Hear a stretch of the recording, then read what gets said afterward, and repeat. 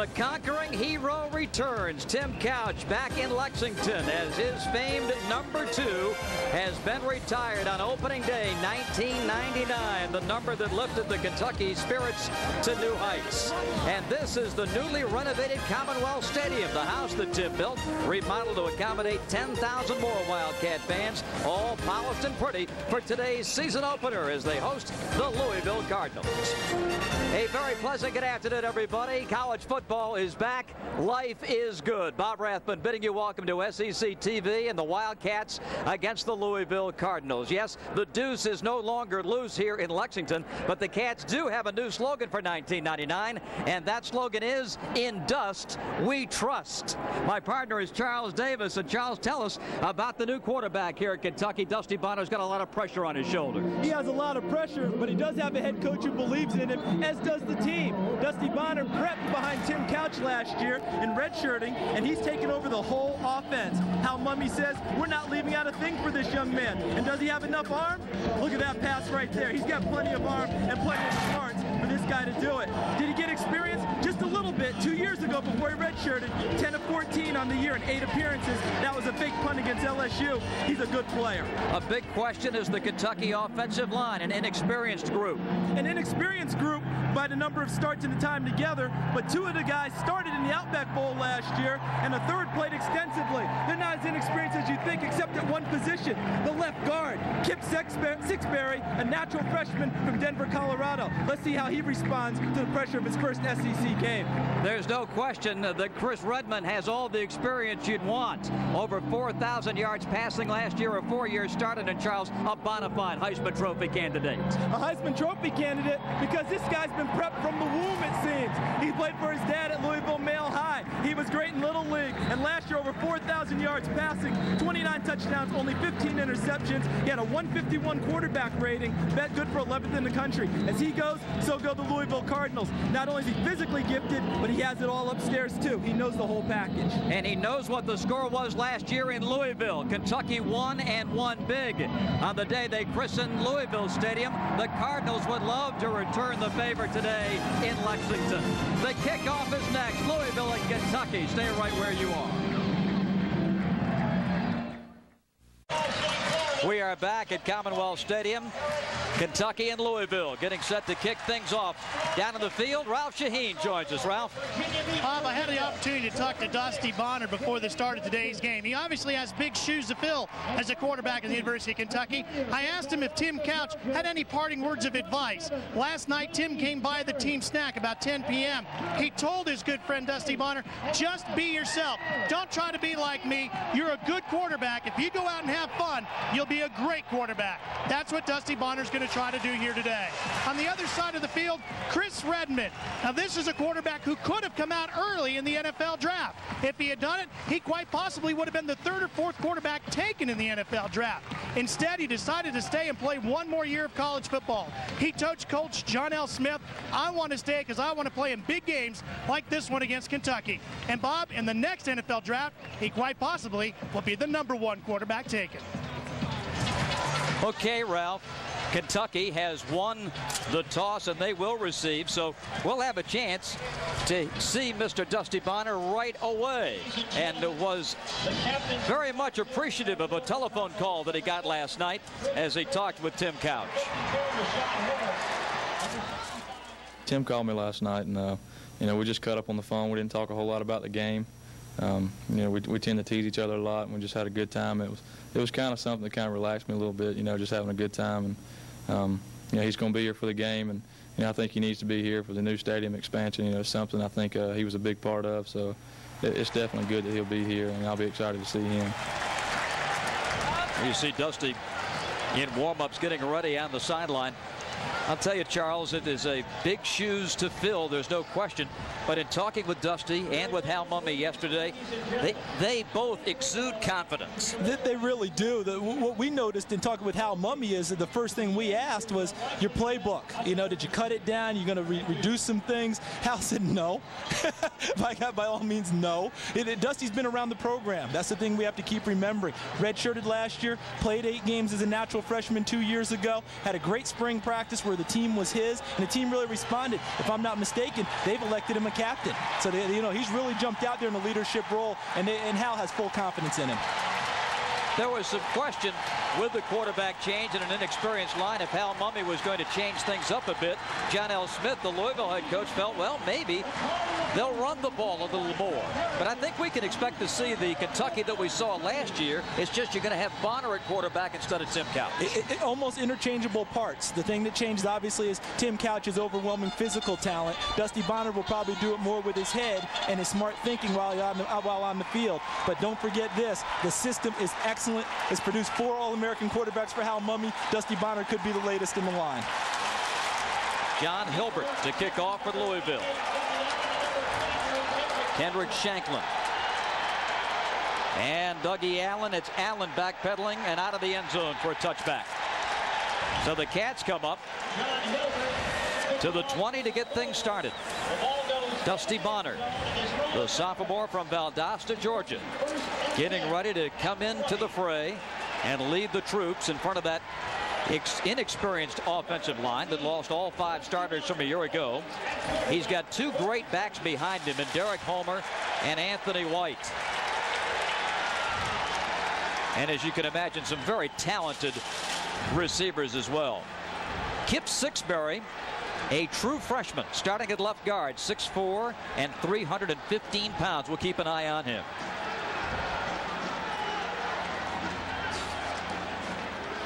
White in motion, and he gets the pass and gains 3. Anthony White, the senior from Twinsburg Heights, Ohio, making the first catch of the day. Joined in the backfield by Doug Homer. Here's a look at that Kentucky offensive line. Nolan DeVaughn started the Outback Bowl a year ago. And as Charles mentioned, a little more experienced than they'd lead you to believe. Although not the minutes, of course, as the graduated and departed starters. Hal Mumme in his 3rd year as the Wildcats coach, really looking forward to what Dusty can do. Homer goes nowhere. A loss on the play of a yard or so. And Kentucky's going to be faced with a 3rd and 9.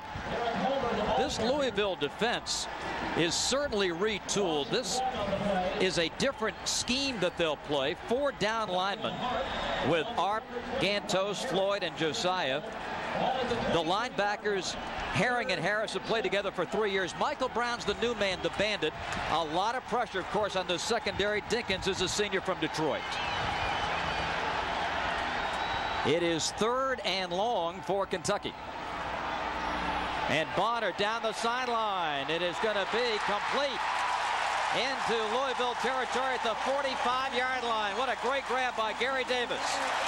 Great grab, great throw. Dusty Bonner already 2 for 2 throwing the football. A little swing past Anthony White to begin. And this play, a 3-step drop fade route on the sideline to Gary Davis, and he threw it with nice touch.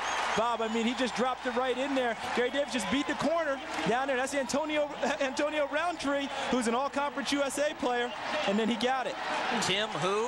Yeah, exactly. They might be asking you that in the stands right now. Soon they forget.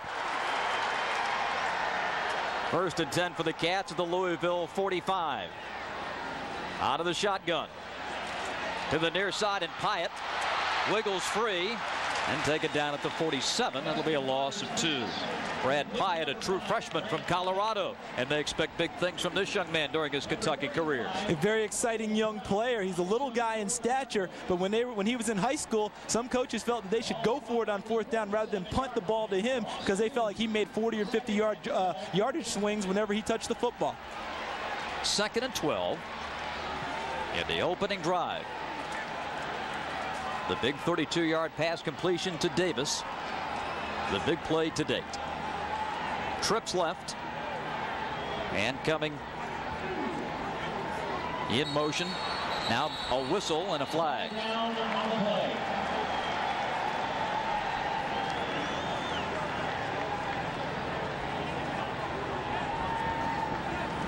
Our referee today is Dick Honig.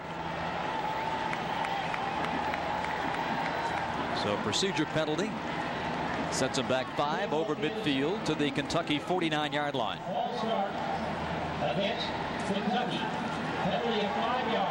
And the rest of Dick Honig's crew. This crew had the Michigan State-Oregon game on Thursday. A veteran crew.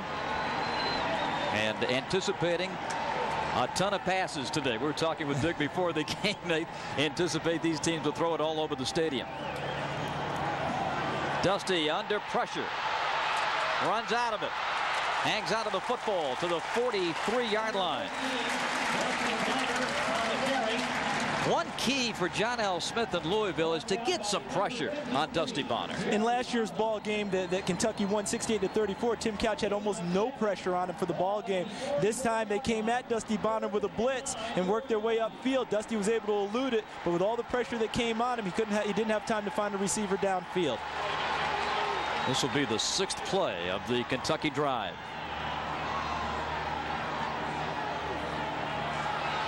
A flag goes down, and the catch is made at the 41-yard line. It was James Whalen making the grab, the tight end. Whalen, the senior from Portland, Oregon, but the question of the penalty to be decided. And another procedure penalty against Kentucky. Penalties a problem for Kentucky a year ago. They were #1 in the SEC, penalized nearly 100 yards a game. Nearly 100 yards a game, over 100 times throughout the season. That's something they do need to correct because they like to play that fast break football. You know, a lot of times you'll see Kentucky come out and go no huddle and try and run up and down field. You can't do that. You can't get a flow and a rhythm if the penalty flag's on the ground all the time. 3rd down. A 4th down rather, and 6 as Louisville has declined the penalty. And now the Cats are going to take a timeout. So a little confusion down there, and that's to be anticipated. A new quarterback, a brand new offensive line, and you've got the fact that a lot of pressure playing at home in your first game. So Hal Burns won early. No score with 11:43 left in the first. We just talked about it, Bob, about penalties being a problem, but also you just mentioned the key to this first game. You know, the stadium's been refurbished. They just retired Tim Couch's number. There are high expectations for this offense, even though Tim Couch isn't here. So there's a lot of things going into this for the Kentucky Wildcats. I'm not surprised to see a few penalties early. Guys are very excited about playing. That leads to people jumping off sides, illegal procedure. Hal Mumme is, to be sure, a different breed of cat. I mean, the way this guy coaches is different from all the rest. And one thing that they don't do, Charles, is scrimmage a great deal, if at all. And so this is really the first time these kids have had some really heavy-duty contact. Heavy-duty contact. Hal doesn't scrimmage, and he said that he'll sacrifice that to have guys healthy to play. You see on the screen the All-American quarterbacks that Hal has coached. Dustin DeWalt at Iowa Wesleyan. Chris Hatcher, who's on his staff now, who was the Harlan Hill Award winner for the top player in Division II. Lance Funderburk, and of course Tim Couch. Dusty Bonner hopes to hang his name up there next to the rest of them.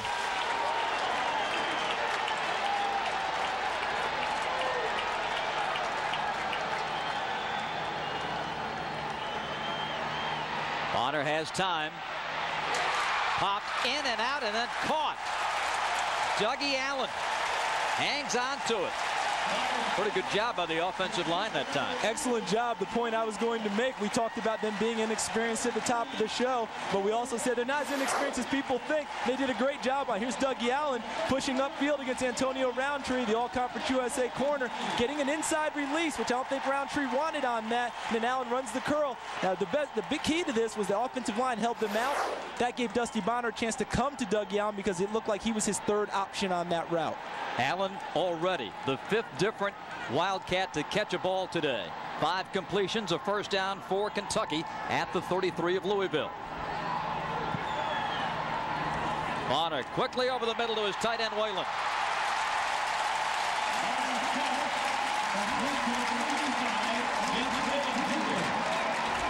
The Cats love to throw to the tight end. When Hal Mumme, in 2 years, was the coach at Valdosta State, for 2 different seasons of that tenure in Georgia, his tight ends caught more balls than his wide receivers. He has no worries about where the ball goes. He just wants it in the air to the open receiver. Doesn't matter what position is hot, he'll go to the best receiver.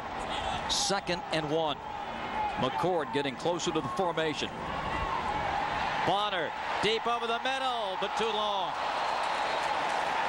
McCord was his man, just led him a bit too much. Just a bit too much, but the good thing out of that play is that will stretch Louisville a little bit. All right, they've had 2 plays, 2 shots downfield, the one completion to Gary Davis, and now this shot that they took to McCord, which will make Louisville get off of jumping short routes. Because if they don't, another guy will be free like Quentin McCord was on that play.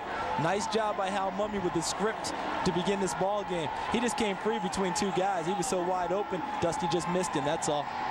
3rd and 1 with Pyatt in motion. And a good catch by Derek Smith, a true freshman at tight end. Lost his helmet. Smith makes the catch. 6'6" and 240.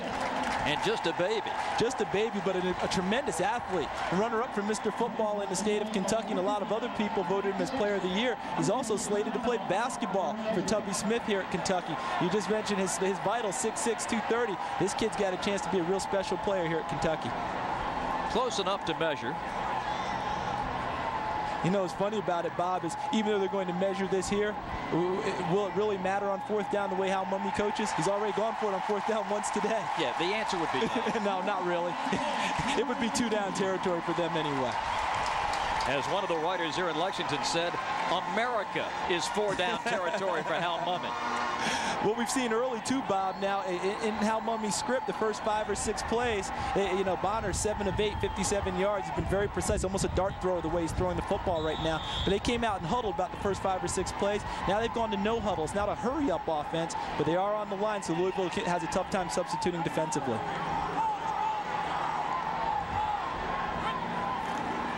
Inside handoff. Homer. Good pursuit by Louisville. Homer knocked out of bounds near the 20-yard line. Corey Wallace coming up from strong safety to lead the charge for Louisville. Homer, a junior from Fort Knox, Kentucky. He's a junior. Last year averaged a little over 5 yards a carry, as you see. Yeah, he was their team's leading rusher in between Derek Homer and Anthony White. You know, for their career, they're over 4,000 yards combined running and passing. A dynamic duo, but they're expecting big years out of both of them here in Lexington. This will be the 10th play of the drive, which began at the Kentucky 20 from the opening kickoff. Bonner. And batted down nicely. Boy, what a good play for Louisville. Michael Brown, the bandit, came over and with that right arm knocked the ball away.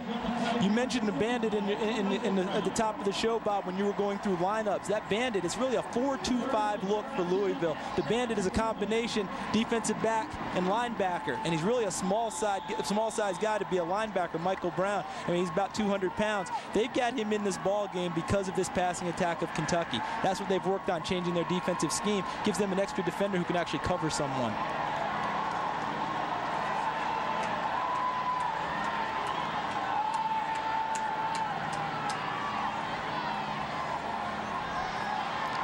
Bonner dumps it again, and a grab down to the 16-yard line. Brad Pyatt making the catch. Coming over to help on the tackle is Bud Herring, number 20. Pyatt, a true freshman from Colorado, making the grab. And now Kentucky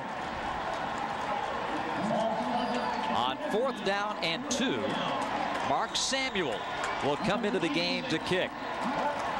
Seth Hansen, who kicked last year, out with injury. So Samuel is in, and this will be a 32-yard attempt from the left hash. Kentucky leads 3-0. The sophomore from Louisville burns the Cardinals on a field goal to start the scoring today. With 8:59 remaining in the opening quarter, it's Kentucky 3 and Louisville 0.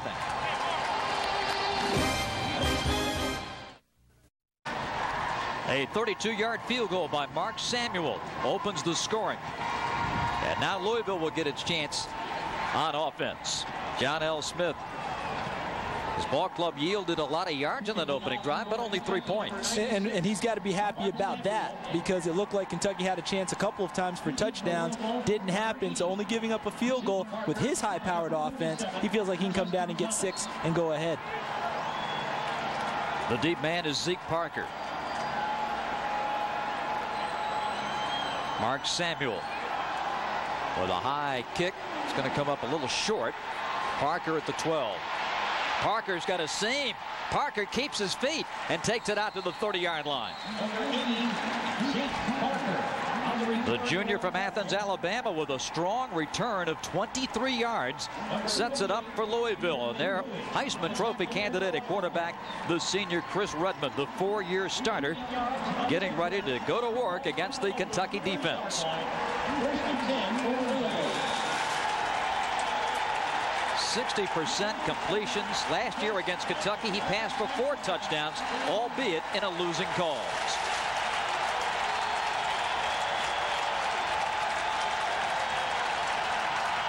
And Redmond goes up top right away to Arnold Jackson. Tripped up as he crosses the 40 up to the 42, and that'll be a first down for Louisville. The offensive line, a little on the inconsistent side last year. They allowed 18 sacks. That's a key when you've got a passing quarterback.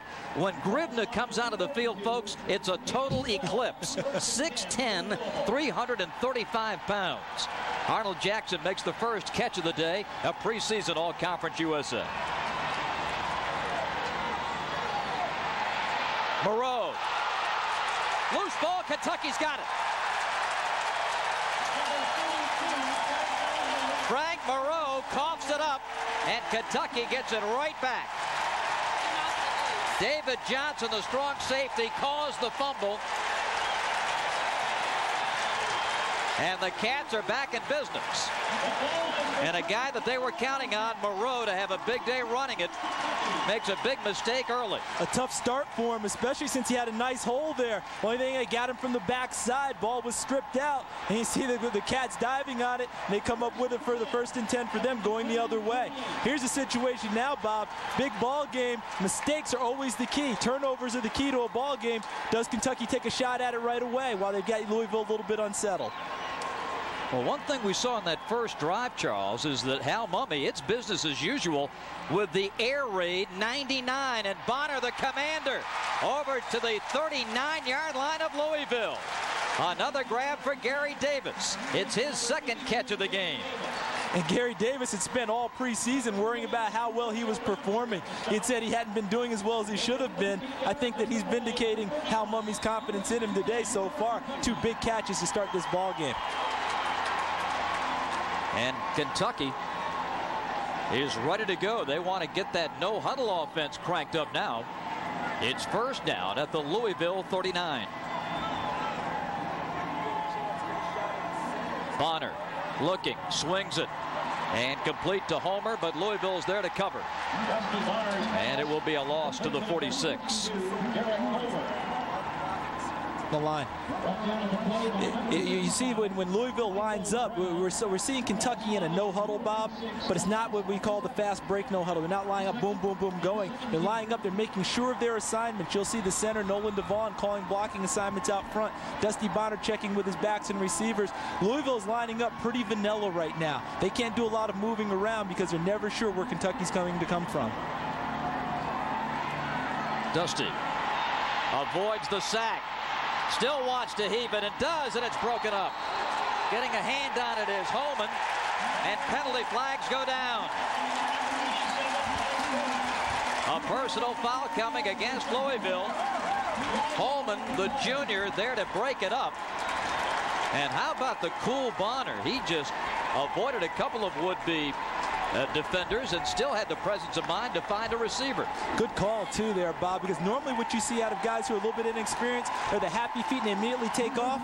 He went trying to make a play, although that's a tough play to throw back into coverage. When you throw back towards the middle of the field, that's tougher because there's probably more coverage coming from inside out. And then the personal foul. Here's a good play by Holman, the corner, knocking it down. Personal foul coming from the backside, Corey Wallace, the junior college transfer, who John L. Smith tells plays with his motor always on high, has to throttle it down just a little bit. They had a nice play today, turned into a bad play. So with the personal foul, it's an automatic first down for Kentucky, just inside the 30-yard line. 3-0 Cats, 7:20 left in the opening period. Inside handoff to Homer, nothing left. Can't go back to the right, and it's Louisville ball. They just ripped it right out of his hands. It was the Bandit, Michael Brown, living up to his name. The Bandit, you know, in this Commonwealth Stadium, they're going to want to arrest him. That was an excellent play by Michael Brown, because nowadays, Bob, when they teach you to tackle, what are they teaching you to do at the same time? Strip and go after the football. Here you see Homer trying to make a play, and then Michael Brown on the tackle just took it out of his arms. 1st and 10, Louisville going the other way. A big play for the Louisville defense. Big break. Look at the reaction out of the Louisville side as Rashad Holman going over, give him a little love. The rest of the defense tell him it's a great play. That's a picker-upper for him, and Frank Moreau is going to be real happy because it gets him out of trouble. Swing comes out to Moreau. Penalty flag is down, and Moreau out of bounds at the 44-yard line.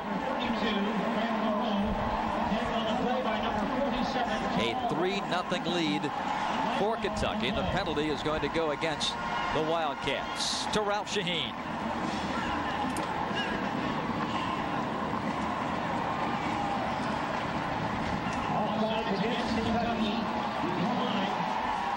Let's go to Ralph Shaheen. Bob, Coach John L. Smith got a great night's of sleep last night. The reason being, he knows for a fact his players did not. The team dinner last night was quiet. The team breakfast this morning was quiet. He knows his players are focused and ready to play. A business-like attitude for the Louisville Cardinals. That's exactly what he wanted. Comes up with a big break, Ralph, to get that ball back as the teams trade fumbles. The fake to Moreau, and the throw is complete down the sideline and out of bounds to the 35-yard line. Charles Sheffield makes the catch on the far side.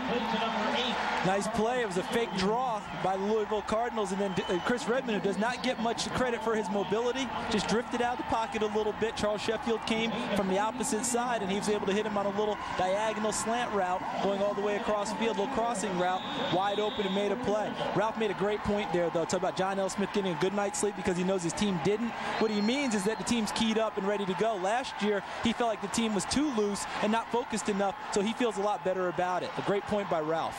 Kentucky went to Louisville last year and put 68 points on the board against the Cardinals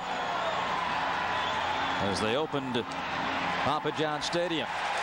Well, nothing doing on that handoff. Moreau stacked up as he gets over the 35 to the 34-yard line. 2nd and 10. What's interesting about both teams' run games, Bob, is that you almost get the feeling like they run it just every so often just to keep the backs happy because they really want to pass it. It's almost what you call a tendency breaker to make sure the defensive line somewhat stays honest and doesn't just come after the passer so much. Keep your eye on Jackson, the man in the slot. They bring him back over the middle. Pressure, and Redmond taken down. Nice play by Anwar Stewart, the senior, helping to lead this black flag defense from his defensive end spot, the senior from Panama City, Florida. Good coverage in the secondary because Chris Redmond couldn't get rid of it to his first receiver, and Anwar Stewart just kept coming from his defensive end position. And there's a guy who's happy to be out here playing today, Bob. Remember, last year he sat out because of academics. So he had to work his way back academically and athletically, and he's happy to be here starting today. And that enabled Kentucky to move Gordon Crow back to defensive tackle. Stronger at both positions. Penalty. Looked like the flag came before the snap.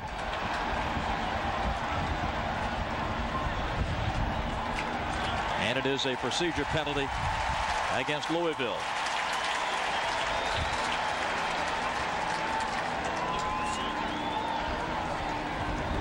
Here's a key as we see for Kentucky strong safety David Johnson being helped off the field. I'm sure Ralph will be checking on that situation. One of the big factors today, Charles, we haven't really talked about it much yet, is the heat. Temperature approaching 90 degrees. It's going to be a big factor on the team. Will be a big factor. The trainers will earn their pay today, and they've been earning it all week trying to get these guys ready for the heat.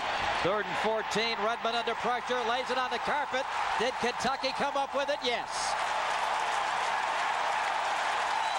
A fumble recovery for Jeff Snedeker. He coughed it loose. McCree comes up with the ball, and Kentucky gets it right back. see Chris Redmond going back into the pocket. The pressure, they broke early. Jeff Snedeker got in there, knocked the ball free, and then Marlon McCree, his crime partner from the outside, came in and dove on the loose ball.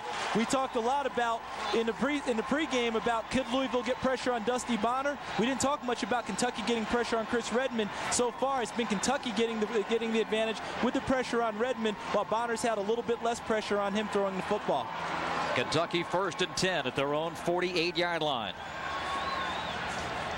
McCord in motion. Bonner looks over the middle and complete to Whalen to the 47-yard line. James Whalen, the senior from Portland. He is a returning starter. And over his career, he's gained some weight. 13 pounds in the last offseason, 36 since his freshman year. Helps him on plays like this. It does help him because he's going into a whole lot of traffic. You see him going into the inside. There's Quentin McCord. They slap hands. They're telling him that they have cleared through. Because what they're doing, when Quentin McCord and Whalen slapped hands going by there, that's to tell him, this is where you need to stop, Whalen. I'm clearing through to go run my route. Coming around, Allen to the Louisville 44. You mentioned those crossing routes, and that is a big part of Hal Mummy's offensive scheme. Huge part of it, because the crossing routes are very difficult to cover. If you're in zone, you can cross from one zone to another, and the guys who are playing zone aren't sure who picks up that receiver. If you're playing man-to-man, you run the crossing routes to almost run as picks, and you run people by. It was a great replay by Ray Goodrich and the crew, because when they slap their hands to show that, all it is a point on the field to tell Whalen, this is your spot to sit down in the zone. I will clear the rest of it for you. It's just a matter of knowing your geography. These Kentucky guys do it so well. In motion is White. Bonner looks, just a little quick dump to Homer. 1st and 10, Kentucky at the Louisville 35-yard line. Bud Herring with the stop for Louisville. Let's go back a couple of plays there, Bob. When we saw David Johnson going off, the first inclination is to think heat, but Ralph Shaheen has done a great job getting us some information. David Johnson took a blow to the eyes on that first fumble recovery that Kentucky got, and they're going in to evaluate him further to see if he'll be okay to come out. So that could be a big play, a big blow to the Kentucky secondary if that freshman All-American last year cannot come back and play. Fake the inside. Bonner incomplete. Just the fourth pass that has been incomplete today. Bonner now 10 of 14. How's our young man Kip Sixbury doing? He doesn't turn 18 until November the 27th. He doesn't turn 18, but he looks like he's 28. I mean, young man is just huge. That's a big guy out there blocking. Looked like he's doing pretty well on that play, Bob. I told Hal Mummy yesterday, I've got ties older than this kid. He said, I do too. The youngest starter of any position in Division 1A. Byrne comes in motion. Oh, and it's intercepted. And a lot of green grass for Louisville. Herring down the sideline, cuts it back. He's got a chance. Take it down inside the 5. Bud Herring, the junior from Miami, who led Louisville in tackles last year and had 2 interceptions, gets a big one here, and the Cardinals are knocking on the door. And he's some kind of an athlete. I tell you what, Bob, Bud Herring last year, all second team, all conference USA, playing linebacker, somewhat an undersized linebacker. He could actually play that bandit position, and he just jumped on the short route to Anthony Wright. But I will give Dusty Bonner a lot of credit. He did make a great play, but he did hold him up enough so they couldn't make a tackle down by the 5 and give the defense a chance to keep them out of the end zone for a touchdown. That's a rule quarterbacks have. If you throw the interception, you need to go make the tackle. A 62-yard return to the Kentucky 4. And the handoff goes to Moreau for just a couple of yards. But Louisville only needs 4 to take the lead. They'll spot Moreau down at the 3-yard line, 2nd and goal. Yeah, and in limited time last year, Frank Moreau was beaten out by Leroy Collins, who ended up being a 1,000-yard rusher. Still ran for over 300 yards and had 7 yards per carry, so he's a very capable back. Moreau stacked up. It'll be 3rd and goal.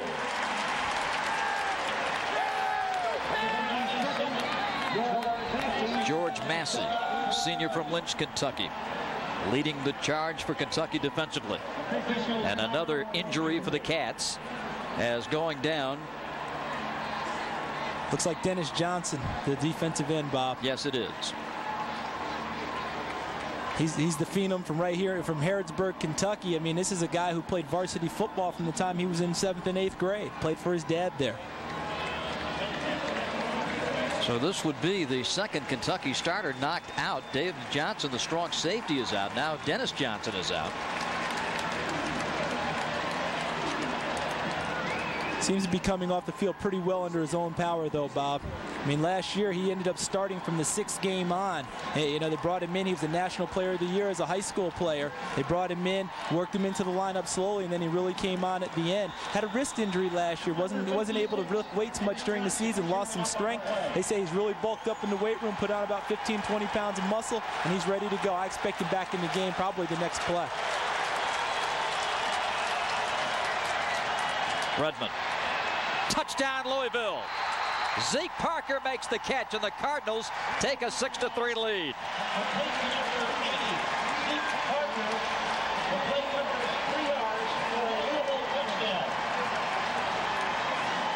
Louisville gets the big break on the Herring interception, and they turn it into points.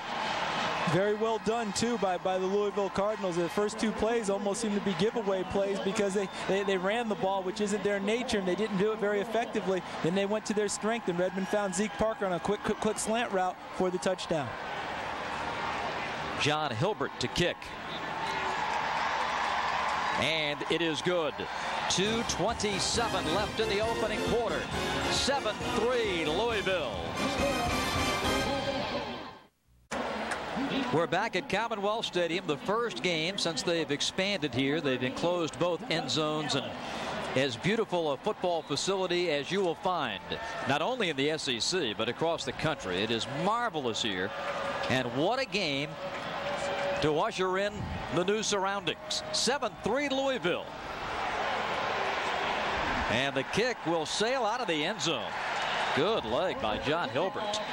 Excellent leg, indicative of the momentum swing now back to Louisville. As the kids say, he had a little juice in that one. He had a little juice. Very happy because they had a chance to really be down in this ball game. The turnover that took them downfield, and Kentucky had the ball. Then they got it back once, and Kentucky got it again. Then they got it a second time. And don't you think, Charles, that now that kind of pressure flips to Dusty Bonner because now his ball club is behind? It flips to him. It's not a great amount because it's only 7-3. But the byproduct of it is now he has to think about where he delivers the football. That last interception was a result of Louisville sitting on all the short routes. They've got to push them back off of them a little bit so that the guys have room to operate underneath. The single setback set, and Bonner, speaking of stretching the defense, complete. Gary Davis, and goes to the 27-yard line of Louisville. A 52-yard pass play. It wasn't a thing of beauty, Bob. When we were talking about them stretching them, Dusty Bonner comes out. You see Omar Smith, number 74, providing some protection there. Didn't need to really do much. Ball wasn't the most perfectly thrown ball. Fluttered up there a little, but Gary Davis hung with it and again beat Antonio Roundtree, the Conference USA cornerback, and made the catch. It looks like he's down after that play. Looks like Gary Davis, after the catch, must have come down wrong or come down awkwardly, and he's down on the sideline. A timeout in Lexington. We'll be right back.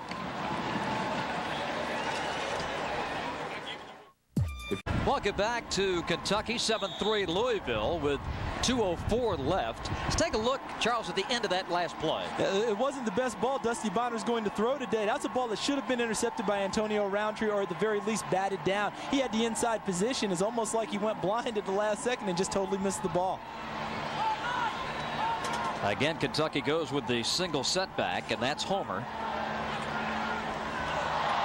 Bonner with the pickup, and a little daylight to the 22. Number 17, Otis Roy, on the stop for Louisville. Under 2 minutes to go in the period. Be sure to join us I'd like to extend a very warm welcome to those of you in Lexington and Louisville who have tuned into today's game on our sister network FX. This special presentation of College Football Saturday and SEC TV made possible by Fox Sports Net South. Fox Sports Net South is home to the most extensive SEC coverage and Conference USA athletics in Louisville and Lexington. Bonner scrambling, flag down, and Dusty back to the 35-yard line. I think they're going to get him for holding in the offensive line on that play. It looked like Louisville was starting to break free pretty well. The last, it was holding there by Kentucky. Remember the last play on the missed snap, the fumble snap by Bonner, Bob, and he had to pick it up and run it. He ran into a gap from where the blitzer had come. The guy actually ended up bypassing him, and this time you see in the interior, I can't see the hold where it happened, but Louisville just had him totally surrounded, and then you see the tackle there by Rashad Harris, the other inside linebacker. Under a minute to go here in the period. One thing we haven't talked about, Bob, is that don't forget last year on defense, Louisville ranked number 110 in the NCAA out of 112. They've got to be really heartened by their start today. Only a field goal for Kentucky.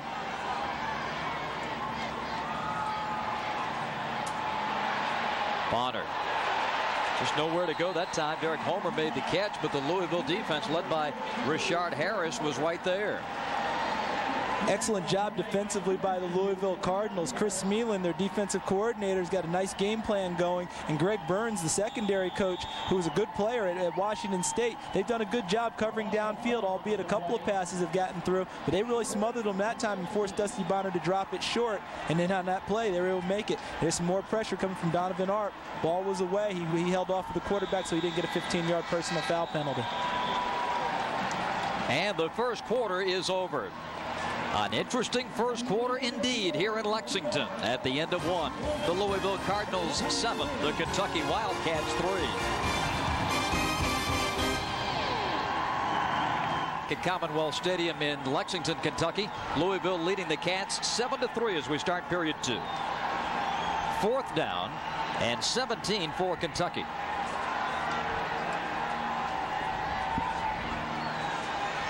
Bonner has time. Little late pressure now. And down he goes. And Louisville will get it at the 39-yard line. Good pursuit by Mike Gantos. The senior defensive tackle was blocked initially, but finally his will prevailed. His will prevailed, and he ended up getting a sack, something he didn't do all of last year. Preseason Conference USA selection. This guy's played hard for him for 4 years. He'd love nothing more than to avenge last year's defeat, which happened in Louisville. And speaking of last year, it was a score-a-thon as they opened Papa John Cardinal Stadium in Louisville, Kentucky. Hal Mumme starting his second year at the time, and John L. starting his first year at Louisville. Outside, Jackson goes out of bounds at the 45-yard line. But it was a point a minute, it seemed, as the Wildcats and Cardinals locked up. Hal Mumme against John L. as they opened the season almost a year ago to the date. The big story was Tim Couch. He had a day for all time. 7 touchdown passes, 7 of the 8 that Louisville had in the game. And Couch was just incredible as he would. That was about the most pressure he had all day. Yeah, that was about it right there, and he found his All-American receiver Craig Yeast for one of the 7 touchdowns he threw. And remember also, Bob, no interceptions that day. Now Redmond throws it behind Jackson this time.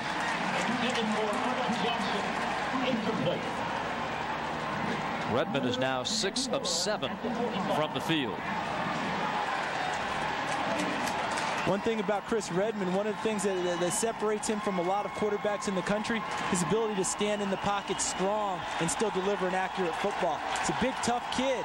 And you know, you talk about his lack of mobility. When you don't have mobility and you can't get outside much, you have to be able to stand in there and deliver. And Chris Redmond does it as well as anyone. It's caught for a first down. Nice grab that time by Lavelle Boyd. Picked that one right off the top of the grass. Lavelle, the senior from Louisville, coming up with a big catch. And that was really his trademark a year ago.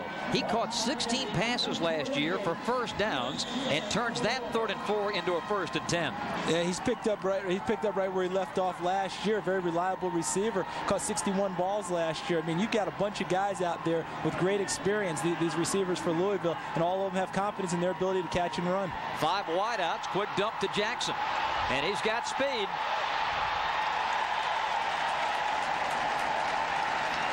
This little guy, he is 5'8", a senior from Jacksonville, Florida. Arnold Jackson last year had 7 catches for 123 yards against the Kentucky Wildcats. The fewest catches he had in the game was 6. Yeah, he ended up with 90 catches for the year for 1,165 yards and 10 touchdowns. And in the one game that Chris Redmond didn't play last year, where Mike Watkins had to come in, Watkins was 20 of 30 for 338 and 3 touchdowns, all to Arnold Jackson. Receivers really know how to step up and pick up the pace when necessary. Redmond throws. Ivan Green. And taken down inside the 25, near the 24-yard line. You just get the feeling, Charles, the momentum is shifting toward Louisville. Momentum shifting towards Louisville. We spent a lot of time talking about Hal Mumme and his offensive schemes. Let's shift a little bit now and talk about John L. Smith with his new offensive coordinator. Their 4th and 4 years at Louisville and their offensive schemes. He's got a one-back scheme made famous by Dennis Erickson when he was at Miami, in Idaho and Washington State. He's a disciple of that, and they put up big numbers. It's not just Kentucky that puts up big numbers offensively, and we're seeing evidence of that with Louisville now. Single setback is Moreau. He gets the football. Some tough yards. Maybe a gain of a yard. Here's John L., the Idaho native, 50 years old. His ball club last year went to the Motor City Bowl, won 7 games after a disastrous 1-10 year the year prior to his arrival. And people have no idea how hard that is to do, to resurrect confidence in a team that was 1-10 the year before.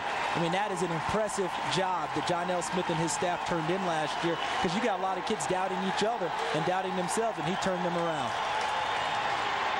Moreau. Did he get the first down?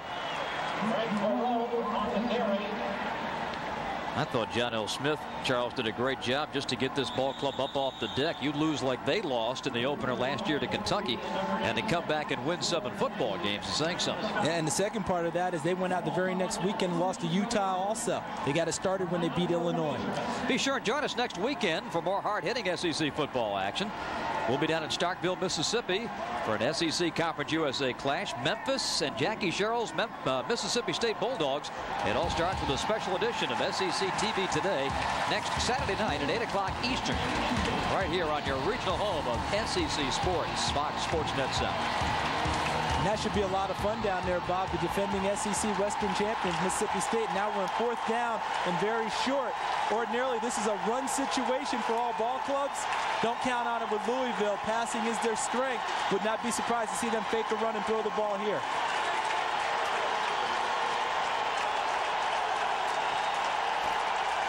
Jackson and Parker wide to the right. Redmond's going to take it himself and plow ahead for the first down. Of course, my crystal ball isn't always clear. It might be a little cloudy at times, but when you're 6'4", 225, you ought to be able to take the ball and duck behind someone for a foot. Just straight ahead, good forward push by the offensive line. See the guys up there up front doing it for Louisville. All those big guys don't get much credit, but that time there, Padgett and Darzinski, Anthony Bird, getting a nice push up front, gave him just enough room to get in for the first down. We saw Dennis Johnson back in on that play for Kentucky. Good to see him back into the fray. Good to see him back, but David Johnson thus far has not returned. 1st and 10 down the sideline and incomplete. Intended for Parker. That stops the clock with 11:57 left before halftime. 2nd and 10 from the Kentucky 21. Chris Redmond leading another drive. Ralph Shaheen.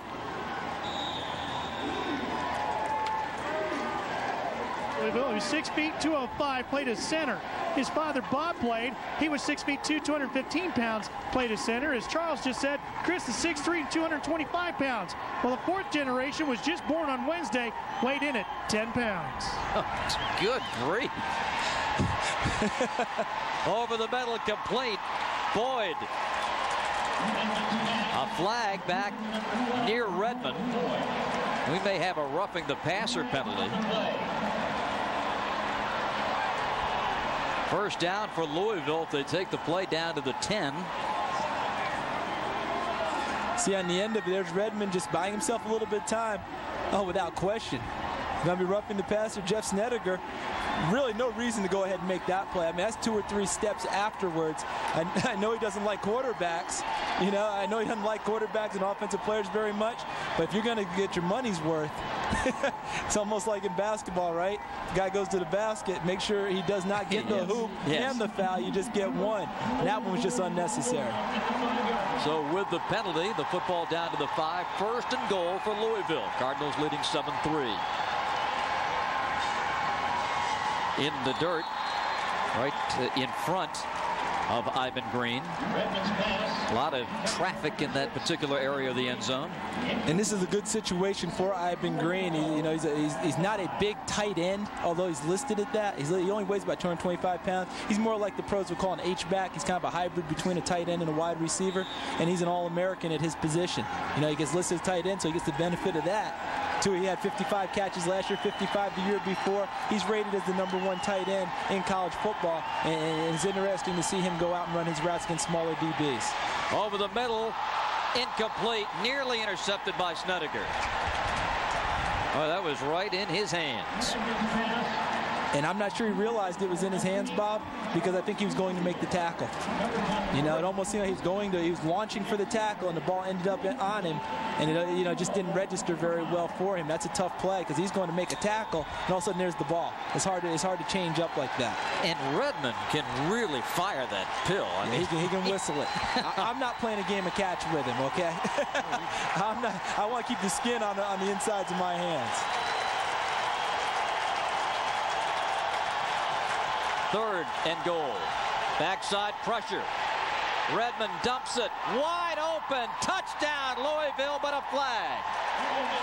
Ivan Green was all alone as the tight end just kind of floated out to the left side. Everything else went to the right. And Louisville's got 6. The penalty was on Kentucky.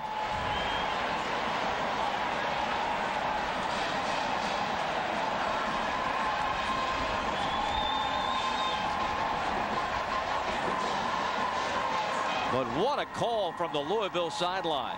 The flag will be disregarded. Touchdown, Cardinals. A little creativity on that play, huh, Bob?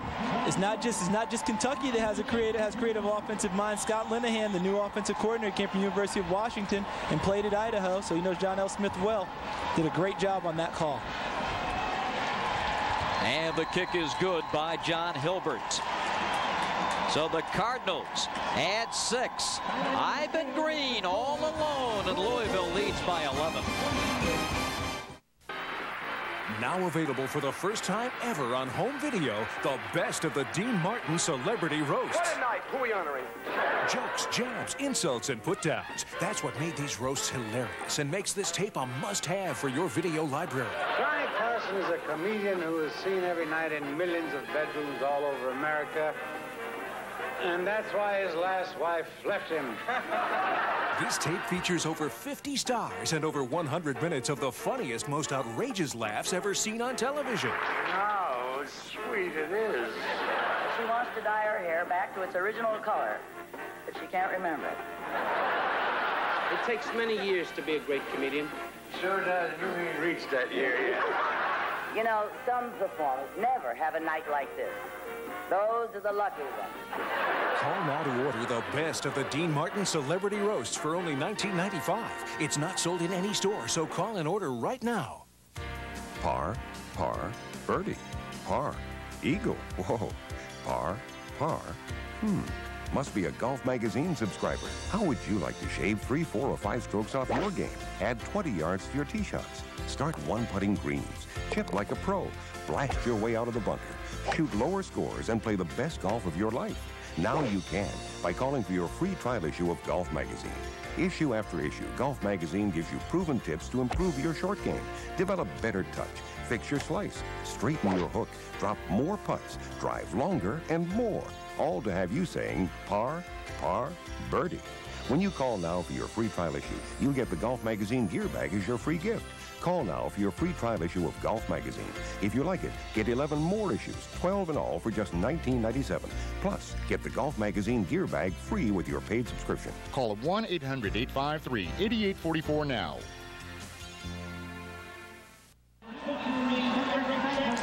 Louisville leading Kentucky 14-3 in the second quarter after the last touchdown, and there's the kickoff, and is out of bounds, so there's going to be a penalty, so it'll be good field position for the Kentucky Wildcats. But here's why. Ivan Green just goes to the ground, the tight end on the strong side on a flood pattern right, but he crosses all the way back left, and Chris Redmond with the big arm finds him, gives Ivan Green a chance to catch a touchdown, and is now the #1 touchdown maker in Louisville history. That just broke a tie that he had. And Ivan Green, the All-American tight end, adding to his stats. Only his second catch of the game, which is somewhat surprising, but a big one. Puts Louisville ahead 14-3. Kentucky starting its 5th drive of the afternoon. They do not have a touchdown. They've started 2 drives from their own 20, one at the 48, one at the Louisville 48 after a turnover.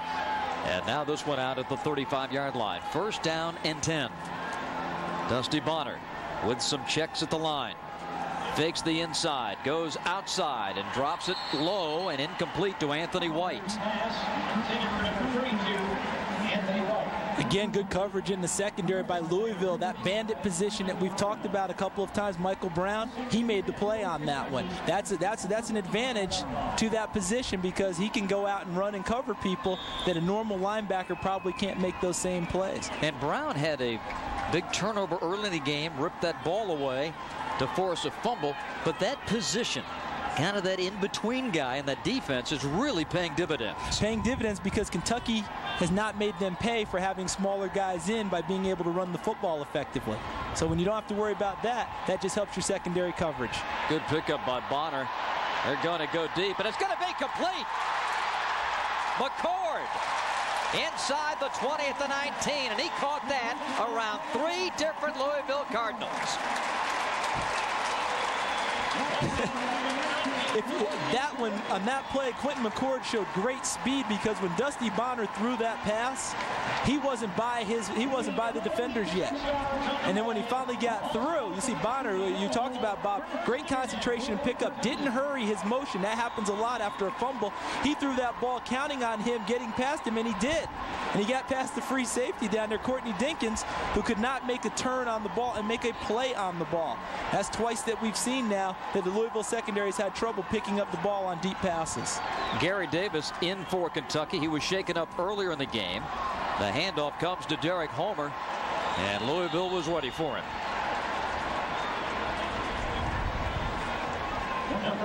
We just talked about, Bob, that's twice now. Remember Antonio Roundtree on the ball that Gary Davis caught before?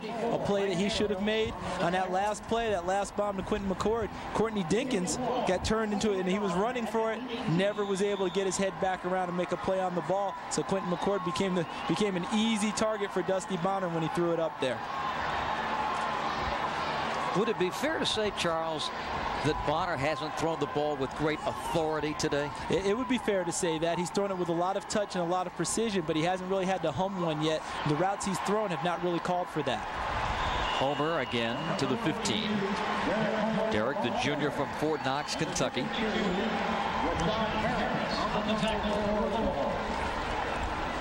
And Rashard Harris made the tackle for the Cardinals. Well, Hal Mumme is used to a lot of points and a lot of yards, but so far Louisville has been unbreaking in the defense. They've given up some yards, but no scores other than that early field goal, and that came up after the first drive of the game. Dusty to the end zone. Jump ball incomplete. Out of the end zone was McCord. A tough pass to throw. That time Louisville had good coverage. Holman was right there with him, and McCord caught it OB. You have to give him a little credit there because he was able to push him to the sideline. But again, look, Bob, there's another ball that really should have been batted down. And it got by him again. You know, it got by him on the side. See Holman here. If he just had enough room to come down, it's a touchdown. As a ball where Holman had a play on it, got over his hands again. I'm sure Greg Burns will be spending a lot of time next week working on guys adjusting to the football in the secondary. It's a fake for Samuel. And it's going to be thrown to the end zone and incomplete. The holder, Andy Smith, came up firing, but Louisville's ready for Hal Mummy's bag of tricks. Louisville really wants to have a good return game and punt returns and those types of things. And in this case with the field goal, they weren't fooled at all because Hal Mummy has such a reputation for fakes that they would rather let him kick it than come after him real hard. Everyone carried out their assignments, watching who they had to defend. There was no one really to throw the ball to. You know, the holder there, Andy Smith, just threw the ball up and hoped something good would happen. See how many guys from Louisville were down there? Was that 4 or 5 guys? They had that play totally blanketed. Great job by John L. Smith, Chris Smeelan, the defensive coordinator, being ready for Mummy ball. Kentucky has gained 180 yards in this game and no touchdowns, only 3 points. Chris Redmond, his numbers to date. And Moreau with the carry. Moreau running to the 40, to the 50, and brought down at the 35-yard line. Frank Moreau's day began with a fumble, but since then, he's played great. He really has. He's come back and atoned for that fumble, running hard inside, and that's what John L. Smith talked with us about. You know, the running backs coach Charles Chandler has said Frank Moreau is a big, physical, strong back. He needs to run that way, and he's been running that way ever since that first fumble. Willie Gary with the touchdown-saving tackle. They're going to say he stepped out of bounds way back at the 49-yard line, so it turns out to be a 36-yard run. As Redmond goes with a quick flare over to Zeke Parker, and he's down at the Kentucky 45. These two teams are not mirror images of each other, but the mirror is not off by much, Bob, because both of them like the crossing routes, as you talked about with Kentucky earlier. They like those. They like the pick plays. What defenders hate. You know, they want to call a pick, but there's hardly ever called. But they like to rub each other and get people pushed downfield and run guys underneath. And it's a real precise type of an offense, and it's working well for both sides. Except it's working better for Louisville because they've turned it into touchdowns. Redmond is 11 for 15 for 106 yards. His 12th. And it's Sheffield at the 34-yard line of the Wildcats. Defending was Quintus Cumbie, a true freshman from Texas. One of the surprises in the Kentucky camp that he made the 2 deep and now having to play with David Johnson injured. Cumbie making a good tackle. He came to camp and no one thought, you know, that this is the guy we immediately want to play. A lot of great athletic ability. It actually has really good genes because his uncle, George Cumbie, or his cousin, I don't remember if his uncle or his cousin, played at Oklahoma as an All-American air linebacker and played in the NFL with the Green Bay Packers, so he's carrying on the lineage. The toss to Moreau. Moreau dives in for the touchdown.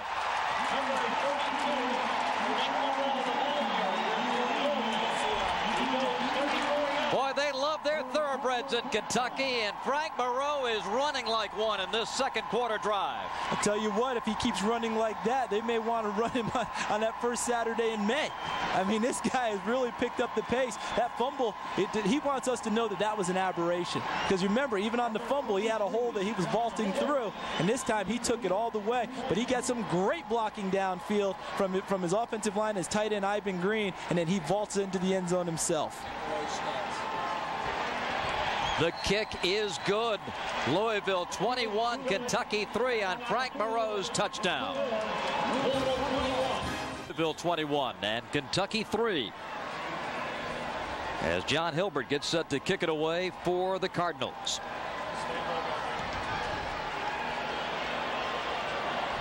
Coming down to Kendrick Shanklin. 10. Penalty flag. And Shanklin wrapped up at the 14-yard line. The standard kick return clip, or block in the back. It happens 8 out of 10 times. And on the touchdown play, Bob, toss sweep, very simple play, but Ivan Green on the near side of your screen chops down number 27 right there, Willie Gary. That was the block. Number 6 Green in white on number 27 Gary in blue. That was the block that sprung Moreau towards the end zone. Then he carries the defender in there. And behind number 89 there is Ivan Green, the All-American. Not only does he catch the ball well, showing a little blocking ability. The one thing that he gets criticized for the most, he's telling us today, I can do that. The penalty is going to back Kentucky to the 6-yard line. We talked about it in the first quarter when Louisville took the lead, how the pressure of the game had shifted. Now Dusty Bonner and the Cats are down 21-3, and I've got to feel that the pressure is starting to affect young Mr. Bonner. Not that it's going to affect his performance, but the feeling like I've got to get something done. Yeah, because he's got great stats so far. He's 15 of 23, more completions in this the first half than he had in his career thus far. But they're not translating into points. So he's got to figure out how to do that. And now it looks like it's a safety. It's gonna, oh, he got out.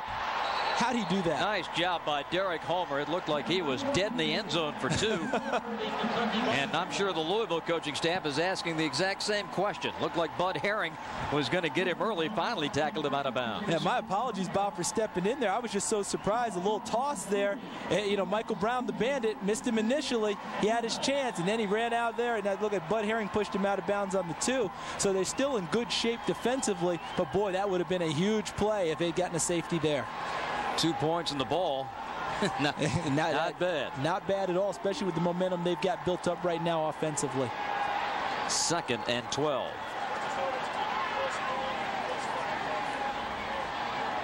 Bonner, complete. Whalen to the 13-yard line. Not enough for a first down. They'll mark it at the 14-yard line. Corey Wallace, the strong safety, with the tackle. This is the first time I've had a chance to meet Hal Mumme. And I tell you what, you saw me yesterday when we walked out of his office. I'm a big Hal Mumme fan. And one of the reasons why is he's true to his deal. Right here in this situation, Bob, backed up like that, most teams tuck in their horns and run it. Not Hal. Our offense is we throw the football. He stays with it, shows confidence in his kids, and they rewarded him by getting him a little space right there.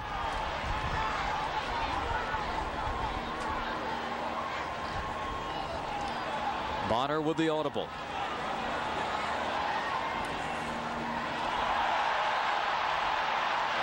Bonner down the sideline, and it is incomplete, out of bounds. Intended for White. He got it to him, but Louisville was able to cover. Bud Herring was the man, number 20. Nice coverage by the linebacker Herring, but on that play, my mild criticism of Dusty Bonner, he should have taken off and gone up the gut on that play, because the hole opened up for him to run it upfield. And in this situation, the Louisville secondary, very vanilla. They're not doing much disguising or trying to hide their coverages, Bob. They're lined up in it. That looks like, they're just set up. And now they did a great job in the secondary. Dusty had nowhere to go with it, but the hole opened in front of him. If he ducks up in there, it's a first down. But he tries to show so much patience on that play and try and throw the ball, just ends up with an incompletion. It's a very mild criticism of him, but that was one there. First down would have been advisable. All part of the learning process. 6:52 left in the second, and a timeout before the Kentucky fight. The true character of a champion is revealed only in the face of the gravest challenge. This game is history, and Atlanta has won it. The pennant race is here, and we've got the Braves' biggest games every Wednesday for the rest of the season. He makes it look so easy. Back in the Cards try to slow down the Braves' title march. Deep left center field, this might be a grand slam! It is! Cards Braves, Wednesday at 7:30 on Fox Sports Net. Introducing NFL This Morning on Fox Sports Net. More action, more football, more pregame power 1 hour earlier. Join Chris Myers as he hooks up with an all-pro team. Marv Levy, Jackie Slater, John Madden. Featuring the gang from Fox NFL Sunday.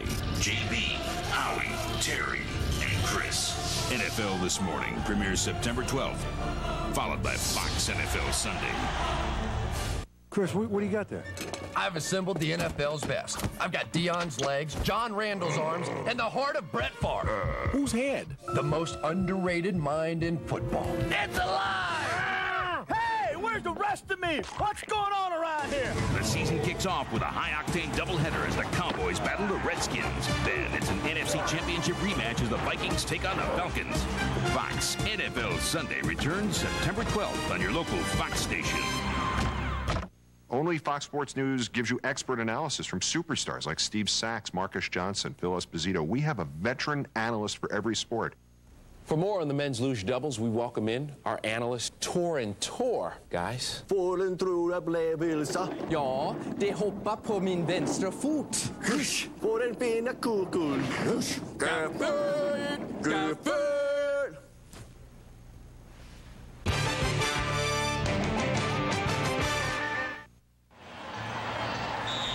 21-3, Louisville leading the first punt of the day for either team. Kentucky's Andy Smith ready to boot it away. The Western Kentucky transfer, former walk-on here. Oh, it's going to be snapped to the up back. But Louisville, after getting him initially, A.J. Simon is able to break a tackle to the line of scrimmage and get the first down. Oh, that Hal Mummy. I tell you what, when you build a reputation for doing these things, you almost think you have to back off a little bit from it to build up the surprise again. But Hal Mummy doesn't do that. Hey, I might fake it any time. I might go for it. I might do anything. A lot of credit has to go to A.J. Simon on that play because you called it, Bob. They really weren't fooled. He ran them. He ran with determination and got that first down.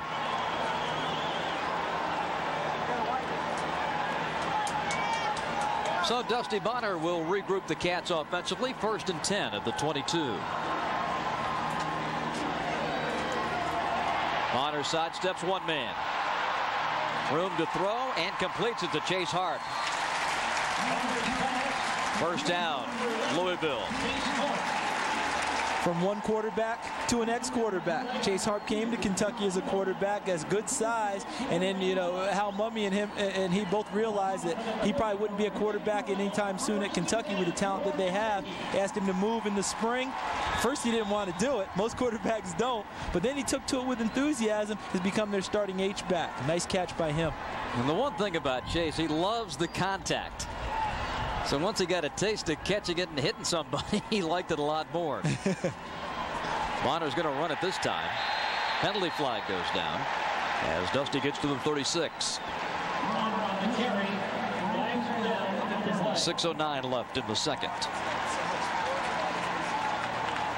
That's Corey Wallace. Let's see what happened at the tail end here. Yeah, the snaps between Devon and Bonner, ball's been on the ground twice now. I think that we've seen where we're on the shotgun snap. Look like, what was it, a face mask call, Bob, or a holding?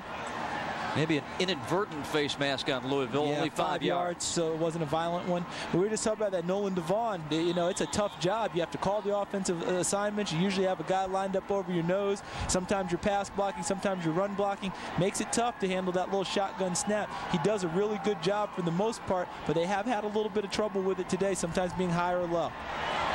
Complete to White. Spins around to the 50. And another Kentucky first down. 8-yard pickup.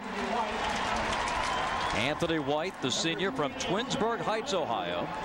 He caught 78 passes out of the Kentucky backfield, the most in the NCAA for a running back last year.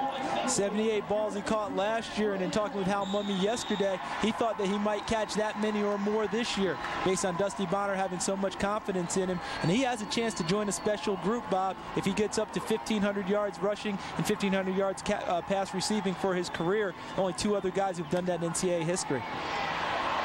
Bonner under pressure, sacked. At the 41-yard line. Boy, great Louisville pressure. Michael Josiah, the defensive end, coming up to lead the charge. Redshirt freshman from Alabama, showing a little fire firing out of the block. He sure does. And, you know, this is a guy who's really young in his football playing experience because he and his family spent 6 years in Kenya where he played rugby and soccer.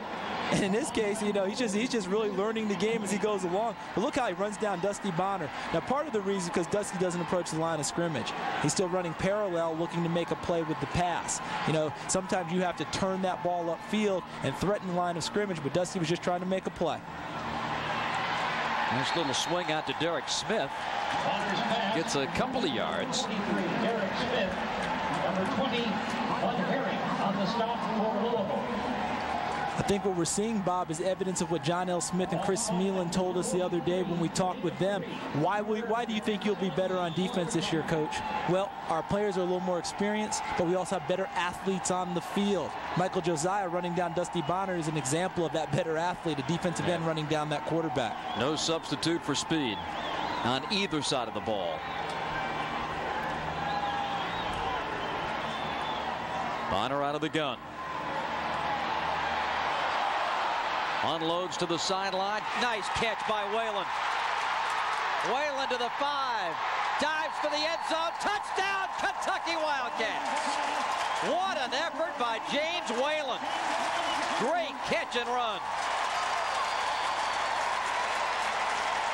He went 32 yards after he caught the ball.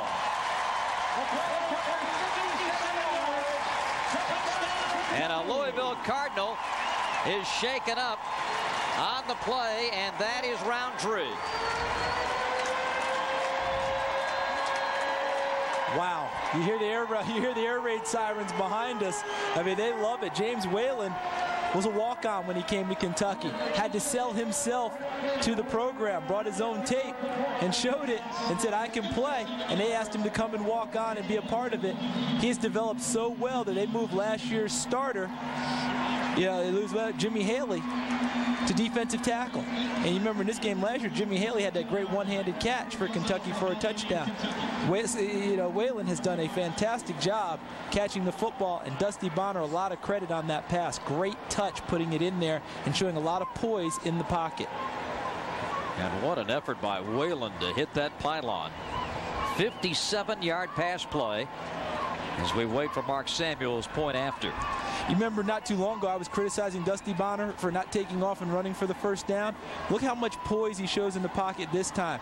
Doesn't get the happy feet, stays in there, and look at where that ball was. Beautiful touch. Allowed Whalen to catch it on the run, and then you talk about the effort at the end. Does this young man want to win? I say he does. A great dive from about the 5-yard line, and Dusty Bonner had piled up good stats, and now he sees it come to fruition with a touchdown. His first touchdown pass as a Kentucky Wildcat. Congratulations to Dusty and the offense on that one. But how was this all set up, Bob?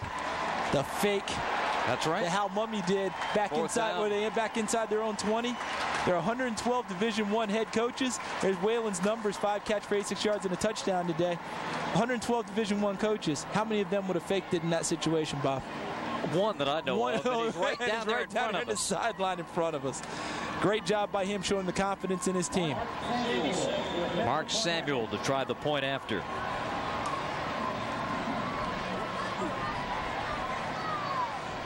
Trying to make it a 21-10 game.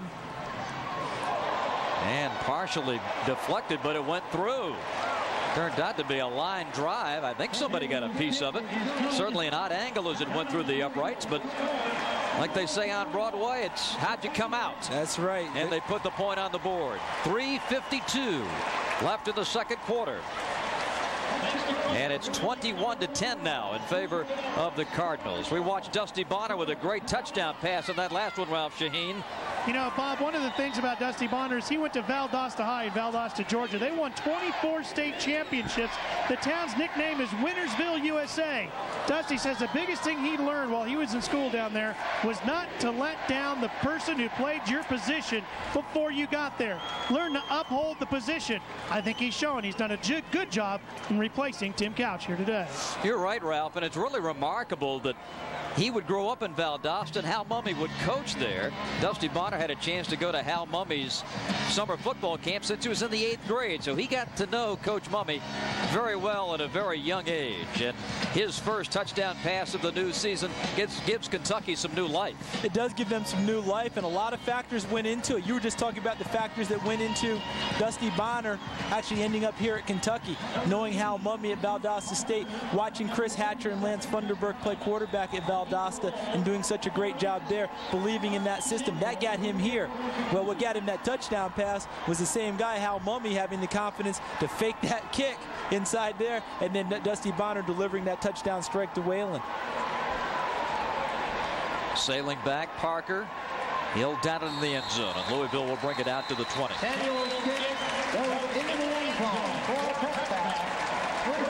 3 minutes, 45 seconds left before halftime. Louisville 21 and Kentucky 10. Now Hal Mummy's defense will be called upon to get the ball back. Against what we've seen, a very poised Chris Redmond today. You would expect that. The senior who's been through it all at Louisville.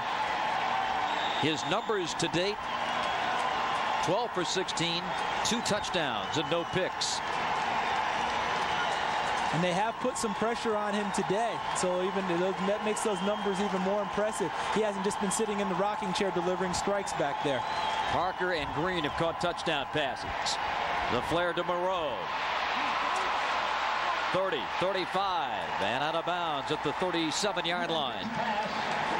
For all the pass catching of the big four, Parker, Green, Jackson, Boyd, it's been Frank Moreau who has been arguably the biggest offensive star for Louisville other than Redmond. And don't forget, last year when Moreau lost his position to Leroy Collins, it cut down not just his opportunities of running the football, but also catching passes. He only caught 5 balls last year.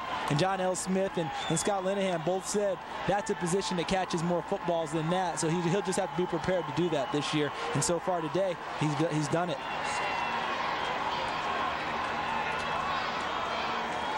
Moreau gets it again on the toss sweep. And on first down, a good gain over the 40 to the 43. Frank Moreau has been plagued with inconsistency during his Louisville stay. He's had some big games in the past. As a sophomore, 158 yards against Memphis. His freshman year, 140 yards against Northeast Louisiana. Last year, 135 against Cincinnati.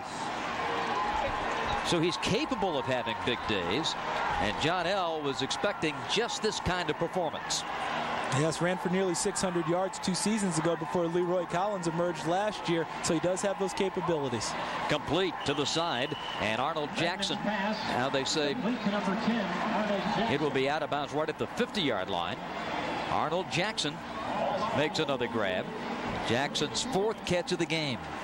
I love watching these two offenses work today, and what I loved on that route was Arnold Jackson came off, looked like a fade route, pushing it hard upfield, and then with a nice move, stopped and just turned at the 50-yard line. Redmond delivered it, had the defensive back running so hard downfield. It's hard to break momentum, break and drive, and come back the other way, and Arnold Jackson was able to get a reception.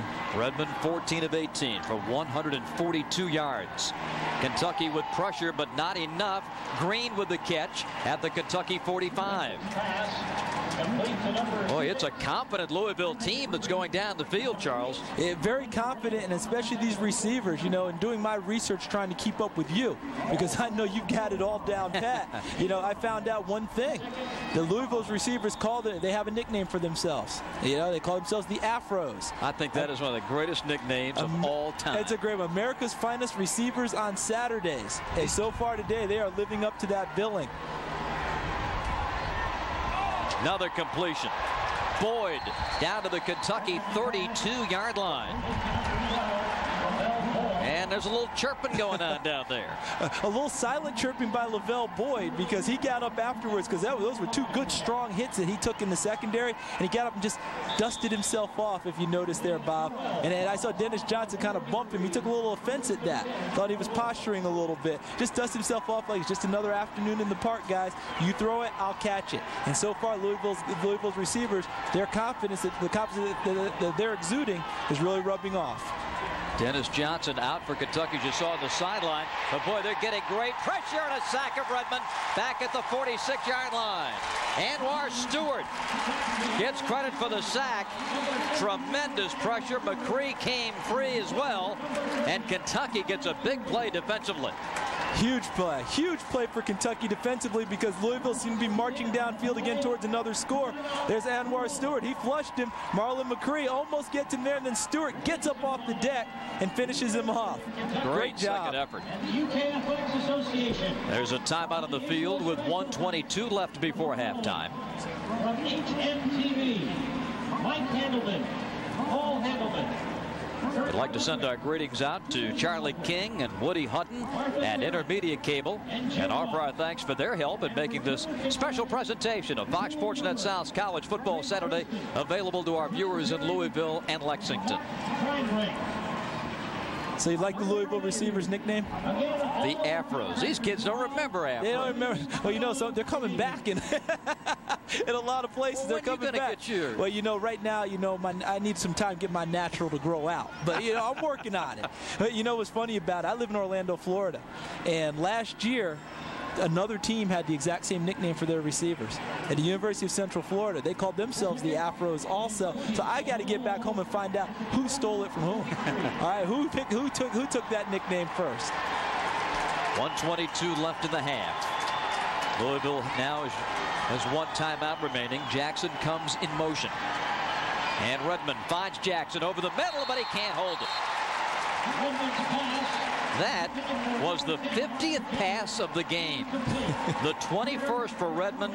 Bonner's thrown it 29 times. Sets up 3rd and 20. Only 50? Sometimes feels like more. I would think they'd have to go in the half and ice down Dusty Bonner and Chris Redmond's arms, so they'll be ready to go in the second half, but those two would not have it any other way. If you're a quarterback, nothing more exciting than stepping back in that pocket and firing.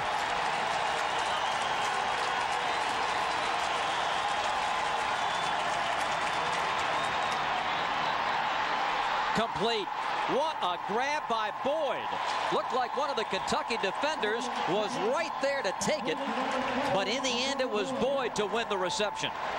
Remember, we were talking about the Louisville defensive backs where they had that opportunity to make plays. This is one I do believe, I'm going to see it here on the replay, that right underneath Cumbie. Look at Quintus Cumbie, the natural freshman, coming over the top. Willie Gary for the big hit. What a great catch by Lavelle Boyd. First he had to fight off Cumbie, and Cumbie's hands in his face, and he caught it there, and then had to absorb the blow from Gary. Boyd's 4th catch for 55 yards. Redmond complete. Sheffield inside the 5 and down to about the 3. Louisville with 51 seconds left in the quarter has it 1st and goal at the Kentucky 3. I called Dusty Bonner a dart thrower earlier. Those little strikes he's throwing. Chris Redmond's throwing laser darts right now. I mean, 18 for 23. And everything he throws is right where it needs to be. They're going to power this one. Moreau to the end zone. Didn't get in. It'll be 2nd and goal. 35 seconds and counting here in the second quarter. Now the Redbirds will take their final timeout and set up what they hope will be the 4th touchdown for Chris Redmond and company. 21-10 Louisville, but John L. Smith's ball club looking for a measure of revenge here today after the spanking they got. A 21-10 lead, and they're looking to take it to 28-10 if they can. And with 32 seconds on the clock, they've got plenty of time to get this done. But it's interesting about what you do calling your plays offensively here, Bob, because with 32 seconds, seems like a lot of time, but they have no timeouts left. So if you run the ball, you've got to really get up there fast if you don't get in, or if you throw, or do you just decide to throw the ball a few times, which saves time. Coming up at halftime, stay with us. Ralph Shaheen will be chatting with both head coaches. We'll be interested in the comments of both. Boy, John L's got to be a happy man with the way his Cardinals have played here in this first half. Athletic Director C.M. Duden of Kentucky joins us. We'll talk about this fabulous facility as Commonwealth Stadium reopens to the enclosure of both end zones. It's a marvelous structure now. And maybe Tim Couch will drop by. We hope that he can find his way to our booth. Got a lot of people tugging at him today. We hope he can come up and join us. 21-10, Louisville leading. And just inches away from their 4th touchdown. Moreau had a big gallop for a touchdown in this first half of 34 yards. And Redmond has thrown touchdown passes to Zeke Parker and to Ivan Green. And we'll see which way they decide to go after the timeout here. As Charles mentioned, maybe a couple quick passes. But if you do run it, you have to be conscious of the clock because they are out of timeouts. And one other thing I've got to throw in there, although it's probably not in John L. Smith's thinking, another touchdown pass looks great on Chris Redmond's stat sheet if you're thinking Heisman. You know, I know that's not his primary consideration, and the ball game is still too tight to think that way. But they have so many plays and varieties of running that to them, running and passing are interchangeable down in this situation. So it doesn't hurt him at all. The biggest thing that's going to look good on his Heisman resume is to win football games. And they're on their way. Touchdown pass to Ivan Green. His 2nd touchdown catch of the game, and Louisville leads it 27-10. An 11-play, 80-yard drive. And an injured Wildcat back at the 8. Anwar Stewart is injured. So Louisville strikes again. And it is a 3rd touchdown pass for Redmond. And they were able to do that because Frank Moreau has been established as a threat running the football. That came after a fake to him inside, and then Chris Redmond rolled right, found a wide open Ivan Green for another touchdown pass. Looks great on both their stat sheets, but as you mentioned, Bob, the #1 stat, winning the football game. There's the fake inside to Moreau. Everyone bought it. Ivan Green wide open for the touchdown. You know, if you ask people in Louisville and at the Conference USA office, a lot of them made broad hints towards Louisville possibly being this year's Tulane because their schedule is conducive to it. You know, they've got a good team and they think the schedule is conducive. They could possibly be this year's Tulane going out there and doing it. It's a long way to go yet, but Louisville's making a nice statement in the first half. We'll be checking on Stewart as he's helped to the locker room. And the kick by John Hilbert is good. So Louisville looking for revenge. And at the approaching halftime, it is now 28-10. Stewart walks off the field under his own power, limping a bit. The senior from Panama City and the starting defensive end. And with 30 seconds to go in the half is good to just go ahead and take him in the locker room and get started with the treatment early in hopes that he'll be able to go in the second half. 30 seconds remain for Hal Mumme and the Wildcats. One thing that Hal Mumme has been trying to do is to get some balance on his roster. They've had so many wonderful offensive players, but they want to get some more scholarship athletes and improve the depth on the defense. Yeah, that's where you win the football games too. You know, it's like the old adage, offense sells tickets, but defense wins championships. And that's what they're trying to do, to continue to build that depth, because the offensive scheme is so good that sometimes you don't have to have a super player at each position in order to pull it off well. But on defense, you need your best athletes, because a defensive player is always reacting to what an offensive player does. And that's why you need to be a great defensive player. Stay tuned. More college football this weekend, this holiday weekend. Arizona TCU Sunday. Tulane, speaking of Tulane, they'll be featured against Southern Miss on Monday, then Texas and Arizona State. Touchback for Kentucky out to the 20, and they'll have a half a minute with which to work. Kentucky has been able to win 8 of its last 10 season openers, but the 2 losses, you guessed it, to Louisville. And it's rare that Kentucky loses a home opener. All time, the Cats are 69, 12, and 4 in season openers played at home. But if Hal Mumme's crowd is to win this game, they're going to have to turn it completely around in the second half. Louisville started its domination midway through the first quarter, and they put 4 scores on the board. Bonner with the flare to the near side, and it is Mr. Anthony White to carry it out of bounds. That stops the clock with 25 seconds left, up to the Kentucky 31-yard line. What's fun about this, Bob, 28-10 Louisville over Kentucky, but no one's going to be leaving here thinking that Kentucky's out of this ball game. You know, with how Mummy's quick strike ability, you know, with that team, they've got a chance to come back and get something, and they're going to try and get points right now with only 25 seconds left on the clock. Looks like Corey Wallace, and maybe the cramping has begun, Charles. The awfully warm weather, near 90 degrees here this afternoon. Last year when these clubs met in Louisville, the weather was also a factor, more so for the fans than the players, it seemed. When temperatures hit 90s at Papa John's Cardinal Stadium in Louisville last year, 250 fans were treated for heat exhaustion and 10 went to the hospital. We sure hope nothing like that happens today here in Lexington. I certainly hope not. Maybe some of the fans need to go to fall camp with the teams, so they can come and be prepared. But it is tough sitting out in that hot sun. And I think you're right. The way that he's going off the field, I think you're right, Bob. It's probably the cramping, and they're just going to try and get some fluids in him, so he'll be ready to go in the second half. Dusty Bonner and Kentucky with it 1st and 10 at the 31. In this situation, you have to work sidelines, Bob, or you have to get first downs, because a first down does stop the clock. Bonner flushed out. Looks to throw to the sideline. Intended for McCord, and out of bounds.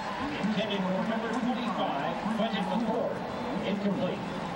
18 seconds, or 19 seconds, the time remaining.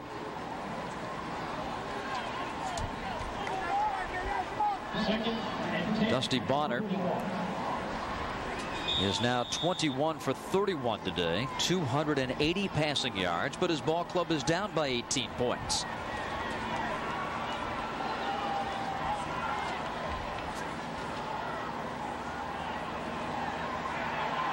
Bonner's taken down.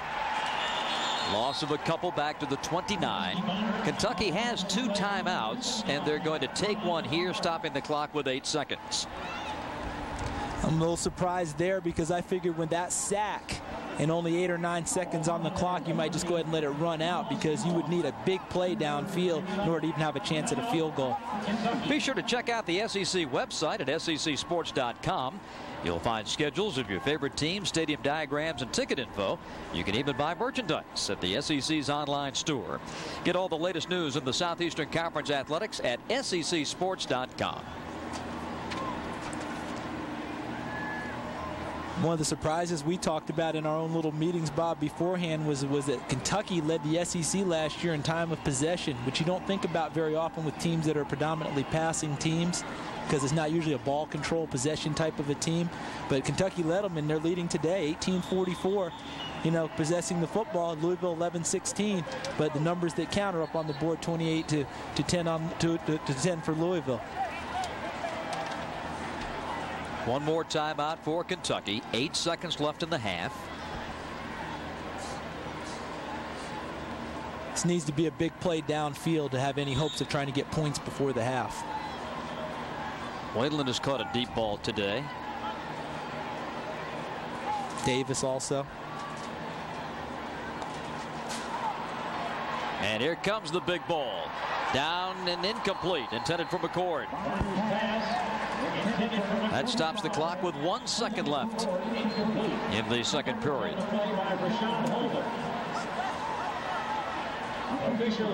And another man is down for the Cardinals.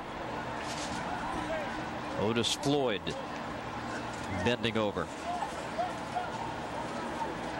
You can have 2-a-days, and you can practice all you want and try to get adjusted to the heat. But when you put the pads on and you put 70,000 people in the stadium and you get geared up to play the game, all that energy just comes rushing out of your body, and the cramping and the dehydration is bound to come. And it's a wonder the kids, in great a shape as they are, can withstand it. It's amazing, and you hit the key point, the last one you said, the emotion. I mean, that emotion saps you quicker than anything, because these kids are all in great shape. There's no doubt about it. These coaches do a great job getting them ready, but the emotion of getting ready, it seeps out of you real fast, because it's all pent up, and then you release it in such a flurry. Just running on the field, you lose your breath. So it takes some time to actually get that second wind and get started again. A new attendance record has been established at Commonwealth Stadium today. 70,692. And a lot of Louisville faithful able to make it up. They're all tucked away in that corner of the end zone that you can see the little patch of red around the sea of blue here at Commonwealth Stadium. Part of the expansion project at the stadium was to incorporate the luxury suites, and they are beautiful. 4 sets of suites in the corners of the stadium. And we had a chance to take a peek at one yesterday. Talk about watching a game in style. Tell you what, big time. Didn't take them long to sell them either. People lined up and bought them quickly. Bonner with a fumble, picks it up. See if he can get anything out of this busted play. Down the sideline, it's going to be incomplete. And the first half comes to an end. John L. Smith and the Louisville Cardinals behind quarterback Chris Redmond with a most impressive first half display. Bonner and the Cats frustrated as they head to the locker room. They've got some getting to do, as they say in Kentucky. It's 28-10 Louisville at halftime. The Cardinals blown out at home when they redid it, when they opened their brand new stadium last year. Came hoping of revenge, and at least for 30 minutes, they've gotten some. They certainly have gained respect from the Kentucky Wildcats. Let's go down to the Number 96, Mark Samuel will kick off for Kentucky. Ready for the third quarter. Bob Rathman, Charles Davis, Ralph Shaheen. Great to have you with us on Fox Sports Net South. Parker's going to drop anchor and bring it out to the 20. In the end zone for a touchback. Now Chris Redmond leads the Cardinals back onto the field. Some final comments from the bench as he steps up. A football family to be sure. Chris's paternal grandfather Lloyd was a center and linebacker for the Cardinals in 1946. Chris's dad Bob, still the head coach at Male High in Louisville, played linebacker for the Cardinals 68 and 69. A glowing first half for Redmond. And the Cardinals with the ball and the lead as we start period 3.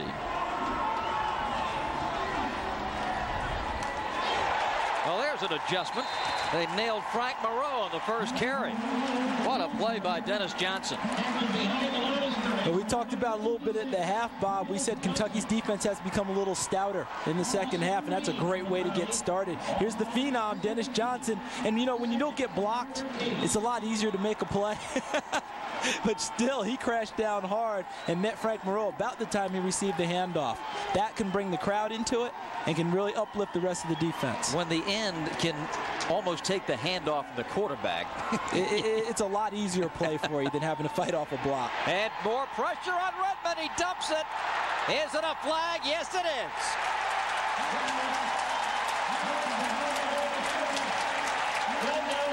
What great pressure by Jeff Snedeker. I don't know what they said at halftime, but this defensive unit is coming back fired up. Intentional grounding on Redmond. In the offseason, Jeff Snedeker said with our offense being somewhat young in the line, maybe the defense might have to carry it and carry us for a while. And it sounds kind of funny, but Snedeker came through, probably wasn't blocked very much, makes a great play, and Redmond had nothing else to do but to try and dump it, or he was going to have to hold on to it and just take the sack. Instead, it's going to be a loss of down here. Should make them third down here because of the intentional grounding, plus the loss of the yardage. All the way back to the 3. So it's going to be 3rd and 27. An instant momentum changer. Let's see if Kentucky can close the deal on 3rd and long. Ordinarily, this is a play where you run draw and stop and punt, but I don't know if either team has that in their vocabulary. Redmond deep in the end zone, has time, floats it out incomplete. Intended for Arnold Jackson. 4th down, and Louisville will punt. Chris Savory will attempt his first punt of the afternoon. The freshman from Louisville getting a test under fire. How would you like your first collegiate punt to be at the back line of the end zone? This would not be a lot of fun. Be interesting to see if Mike Major decides to go after him and really make a big play here, or if they just want to get the football and let Hal Mummy's crew go. They're coming. And Savory gets rid of it. Short, taken on the run, and down to the 23-yard line. What a great return. Kentucky has unbelievable field position. Great return by Shanklin. Yeah, sorry about that, Bobby. The best part about that return was that he got to the football and caught it. So many punt returners in that situation knew he didn't have any blocking because they had a 10-man rush on the play. A lot of punt returners will let the ball hit and bounce and just die. Ordinarily what happens on that is the ball will hit and you will lose yardage. In this situation, Shanklin got to the ball, makes a great one, and then was real physical in his run and takes on 2 or 3 Louisville Cardinals. Dusty Bonner under center. Homer is the lone setback, gets the football as Hal Mumme does indeed go to the run on first down. He'll script his second half plays like he will to start the game. And we got the tip-off from Ralph Shaheen in talking with the coach that he wanted to get this ground game going. So Homer the first carry, but nothing doing. It'll be 2nd and 10. And when they're not making any yardage offensively with the running game, it's not just Hal Mumme who's worked up about it. Guy Morris, the assistant head coach and offensive line coach, the former Philadelphia Eagle, he takes that personally. So I know he really challenged his line at halftime to make a play in the second half. McCord in motion. Dusty, good pickup of the pressure from the outside and complete. Whalen inside the 10. Boy, the line did a good job. There was some outside pressure coming from the Cardinals. It was picked up. It enabled Bonner to stay in the pocket and fire the pass. And this was a situation where the offensive line formed that cup. See how they pushed him wide? Let Bonner step up and make that throw? Almost textbook in pass protection. Push him wide, let the quarterback step up and deliver. 1st and goal for Kentucky at the 9-yard line of Louisville. Just underway in the 3rd quarter, 28-10 Cats. Trailing, but looking to get on the board here. Bonner tipped, incomplete, off the hands of Whalen. Boy, a lot of white shirts down there and a dangerous play on a tip ball in the air in the end zone. Yeah, a lot of hearts fluttered on that one who were wearing Kentucky blue, because once that ball got tipped in the air, ordinarily the defense usually has a better chance of making a play on the ball than the offense does.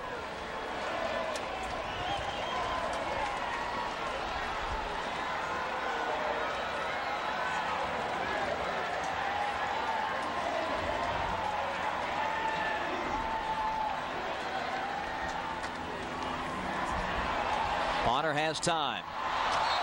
Nearly a miraculous catch by Whalen. Bonner's pass intended for Whalen. Right off his fingertips. It's going to be 3rd down. This is such a great game for the Commonwealth of Kentucky. Bob Redmond, Chris's dad, had an interesting quote. He said that man, Hal Mumme, his son, Tim Couch, and John L. Smith have done more to change the face of Kentucky football in the last 5 years than anyone in the previous 50. Kids in Kentucky are thinking football, not just hoops these days.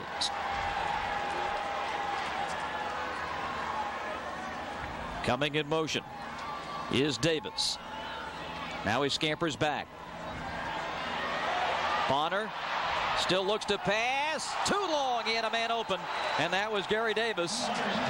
And again, Charles, it looked like Bonner had the opportunity to run, but wanted to finish off the pass. Wanted to finish off the pass. I know that he wants to have patience in the pocket and deliver it.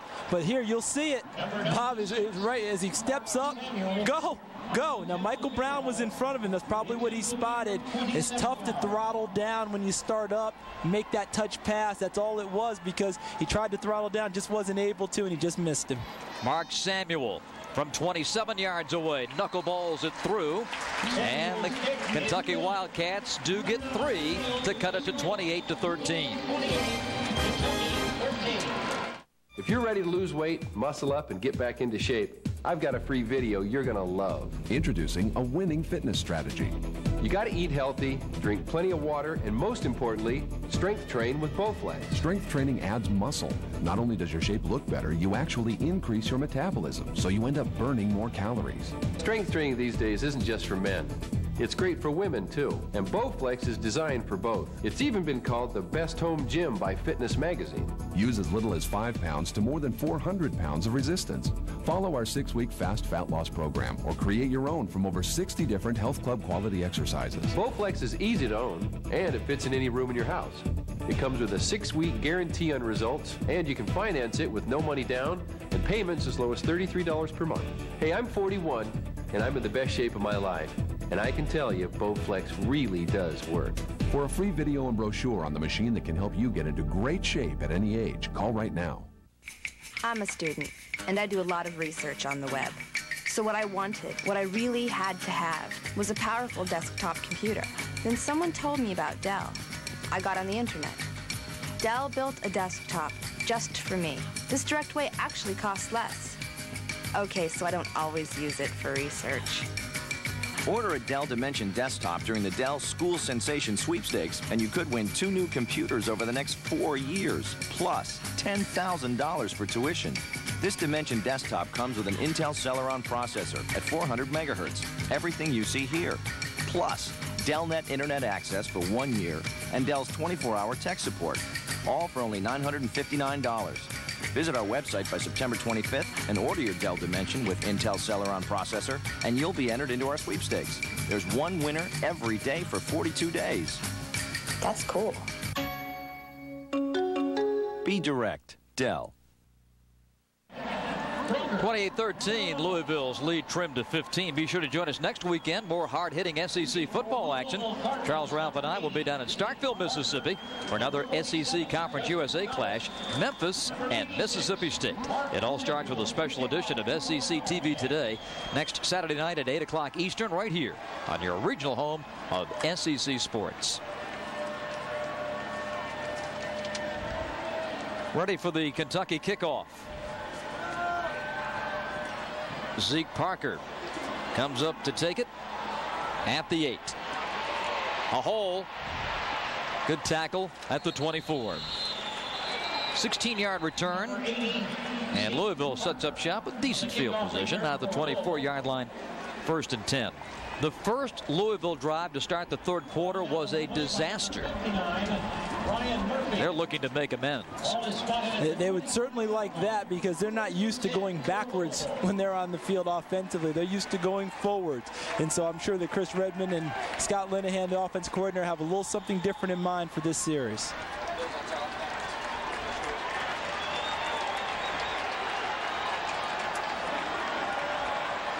Out of the shotgun on 1st down. Some pressure. What a bat down by Kentucky. And a penalty flag as well. George Massey got up there to bat that baby down. Great push up front by Kentucky. You see in the middle there, George Massey, number 97, splits a double team and knocks down Chris Redmond's pass. It looked like he's trying to throw a little dump to a bat coming flaring around. A hold against Louisville will set him back as we check scores of other games in the first big Saturday of the new college season. 28-17, Alabama got a scare in Nashville, but they beat the Commodores by 11. Georgia Tech with a huge win at Navy today, 49-14. Georgia Tech, Florida State next week. Virginia by 3 over the Tar Heels in Chapel Hill. And in the third in Charlotte, it's West Virginia 12-7 over East Carolina.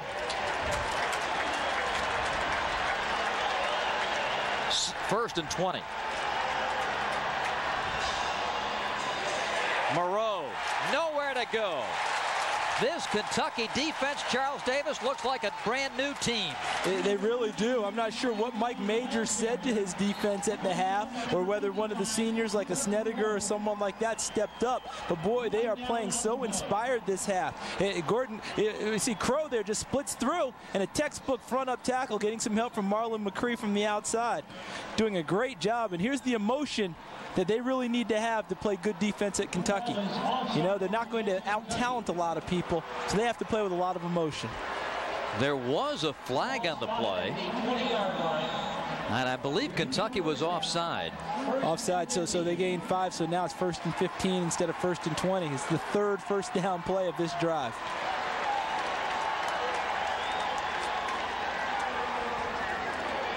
Redmond is able to dump it incomplete. Ivan Green, boy, you don't see that happen very often. No, you don't. He usually is very sure-handed, but sometimes, Bob, when teams get out of rhythm a little bit, then these things start to happen. You know, that series might have been indicative. They might be out of whack a little bit right now. You know, then you start having drop passes, penalties, balls get to drop all over the field. Louisville needs to correct that quickly. Green will go out of the game. It's been Hal Mummy's defense. That's been the big story here at the start of the third quarter.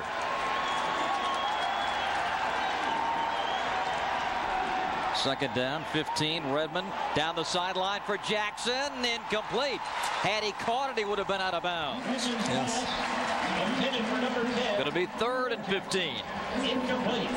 It's a great route, fade route on the numbers, and what they teach you on that, Bob, is to run up the numbers on it and then fade to the sideline, because from the bottom of the numbers to the sideline in college football is 7 yards. That's how you have it measured out. So you run up the numbers, give you a chance to fade into the pass as you deliver it towards the sideline. Ran out of space on that play. Al Mummy wants some noise. The Wildcat faithful respond for a 3rd and 15.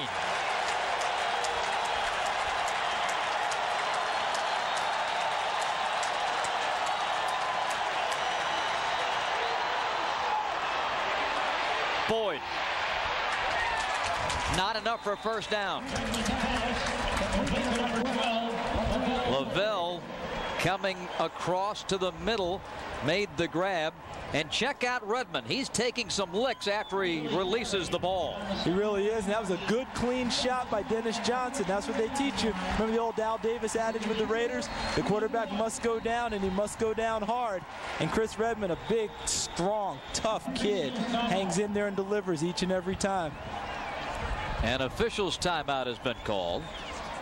Last season, Redmond was sacked 17 times and suffered 81, what the coaches term, unnecessary hits.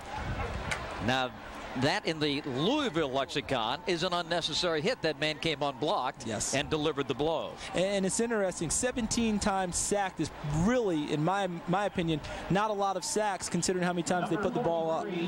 But the reason that it was only 17 sacks, in my opinion, is this young man's delivery. You know, we talk a lot about Dan Marino having the quickest delivery we've probably ever seen.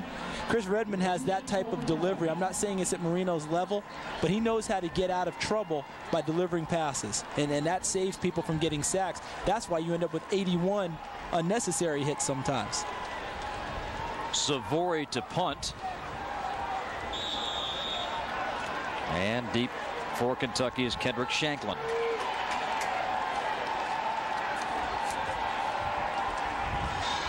Here's the punt. And another running grab by Shanklin. This time, not much yardage on the return.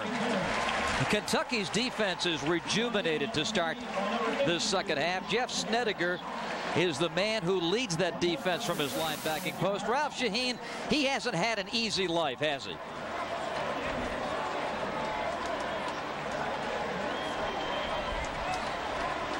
First and 10, Kentucky at the 42-yard line. Having some problems with Ralph's microphone, but Snedeker, they didn't know if he'd come back and play this season after 2 shoulder surgeries. His father suffered a stroke. We're happy to report that he's feeling better. Now the Kentucky offense, and batted down up top. It was Josiah. Got that big paw up there to knock it down. 2nd and 10. Same pass that Kentucky actually started the ball game with. Just a quick flare, throwing it out to the back, and the ball's thrown almost on the line of scrimmage. So if you don't whistle, if you're not able to whistle through, if a lineman does get his hands up, they have a pretty good chance of knocking it down, as Josiah just did. 2nd and 10 at the 42-yard line. Louisville 28, Kentucky 13.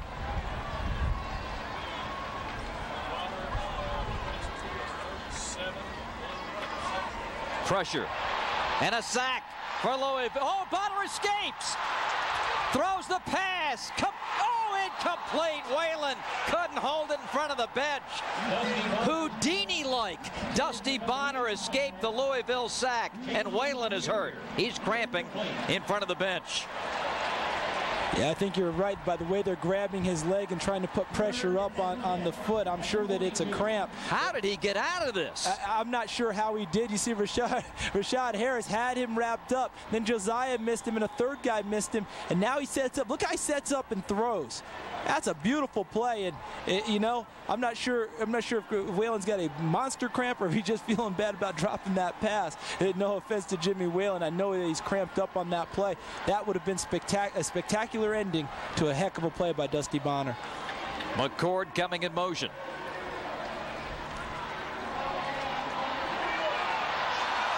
Bonner time, but McCord couldn't hold it. Or rather, that was Anthony White coming over the middle. He could not hang on. And now let's try to get down to Ralph.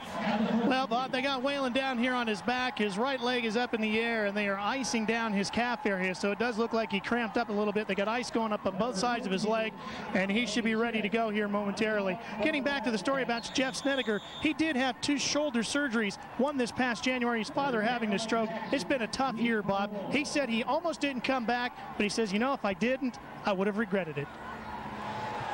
Kentucky and the fans, Ralph, very happy that he did. He's having a whale of a third quarter to lead the Kentucky resurgence. Hey, an actual punt for Kentucky. Andy Smith gets it down. A penalty flag goes down. He's on the return. Jackson is taken down. But let's see what happens to the penalty here. We have 10:25 to play in the third quarter and a 15-point Louisville lead.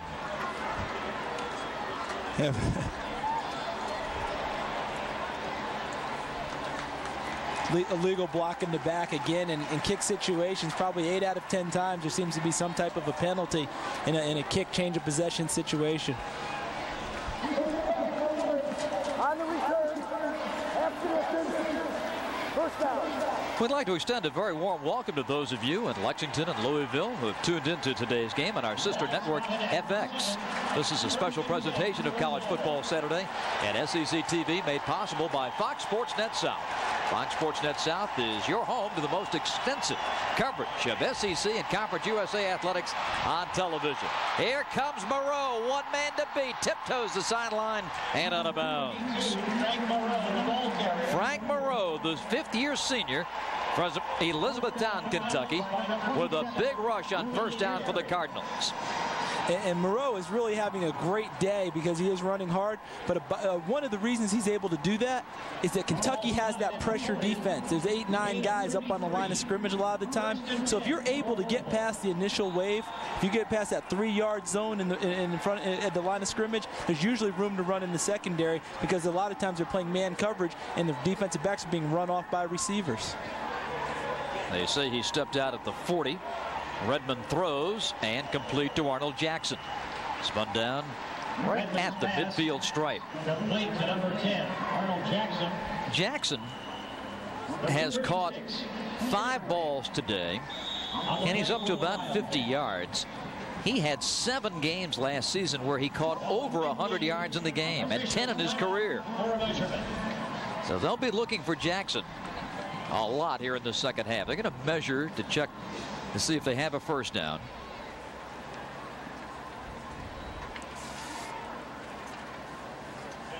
They'll bring the chains across the field to measure.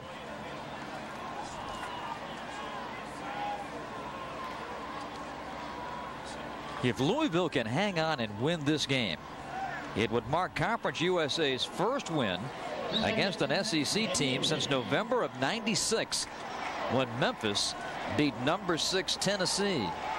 They've suffered 14 straight losses to SEC teams, but they've got the lead 28-13 here.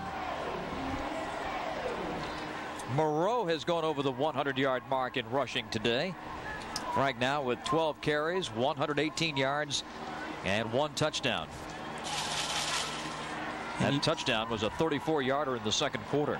Yeah, great effort by him. Very similar to that last run, just that he ended up in the end zone on that one before rather than this one. Swing complete to Sheffield. Puts his head down. Goes out of bounds in front of the Louisville bench at the 43-yard line of Kentucky. Complete to number 8. 8:50 left in the third quarter. Forced out of bounds. Well, Kentucky was able to kind of impose their will, a little adrenaline rush, some extra energy to start that third quarter. But now slowly Louisville getting back into that ball control and that possession offense that Redmond ran so well in the first half. Yeah, they were able to get out. Remember they had those two series there where they seemed a little disjointed. Seems like they've been able to recover and pick themselves back up and get back in sync. Toss to Moreau, tucks it under his arm, makes the cut, hurdles a tackler, and goes down to the 37-yard line. Frank Moreau, the ball carrier. Moreau's 13th carry of the game. Willie Gary. Another toss sweep, and then there's the point of attack. There's a block, and they're able to push Matt Leo out of the way. He wasn't able to make the play. Nice tackle downfield, though. It's a good way. Moreau up in the air like that kind of give up your momentum a little bit when you launch into the air because he wasn't able to do it with his shoulders turning. But still, at the same time, Moreau fighting for every yard. And Moreau approaching a personal best for rushing yards in a game. Redmond throws, tipped and incomplete over the middle. For Louisville, Lavelle Boyd was the intended receiver, but another bullet from Chris Redmond. Another bullet, and what's interesting is we've talked a few times earlier about Dusty Bonner needing to have his receivers push a little deeper to get the defensive backs and linemen off of them. I think Chris Redmond may need to do the same thing. Look at this play here. Everyone's kind of sitting on routes now as they're running these short breakers. All right, and there's Redmond once again taking a hit. There's Johnson, and then there's Matt Gayton coming over the top, too. Don't be surprised to see them try and go downfield a little bit more while they still have room to operate. 3rd down and 4. Redmond out of the gun. And complete. Green, but will it be enough for a first down? It appears he was short. Yeah, they're going to mark him down at the 36. This is a spot where Hal Mumme probably wouldn't be a decision. He would go for it. I think in this situation, John L. Smith does the same.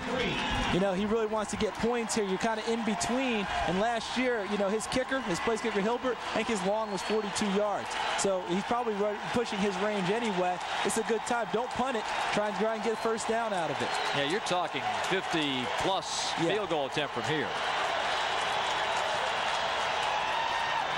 Redmond complete.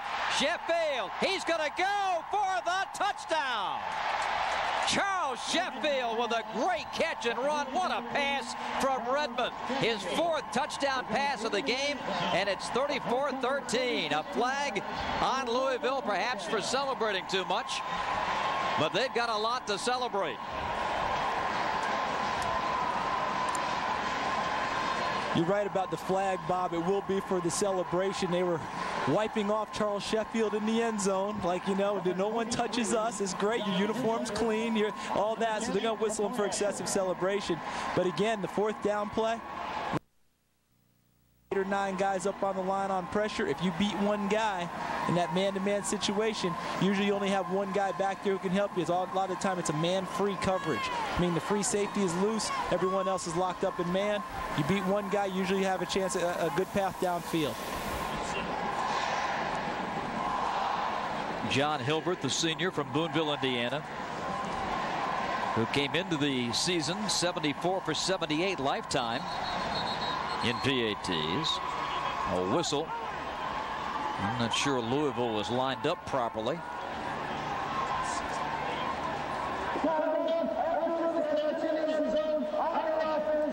I think he lined up in the neutral zone.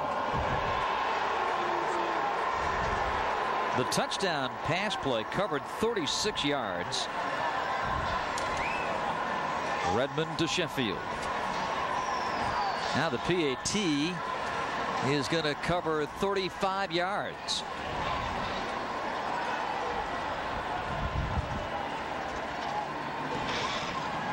And the kick is good. So Hilbert has to kick a 35-yard point after to make it 35-13. Mr. Redmond having a day. His 4th touchdown pass. It's a college football Saturday special. Last week, Happy Valley turned into Death Valley for Arizona. Now, the Cats look to claw their way back into the national title race. Arizona TCU tomorrow on Fox Sports Net. Hi, I'm Jim Rome. Next week on The Last Word, I'll talk to 2 Oakland Raiders Pro Bowlers, Charles Woodson and Darrell Russell. Plus, I'll also be joined by unbeaten IBF lightweight champ Sugar Shane Mosley.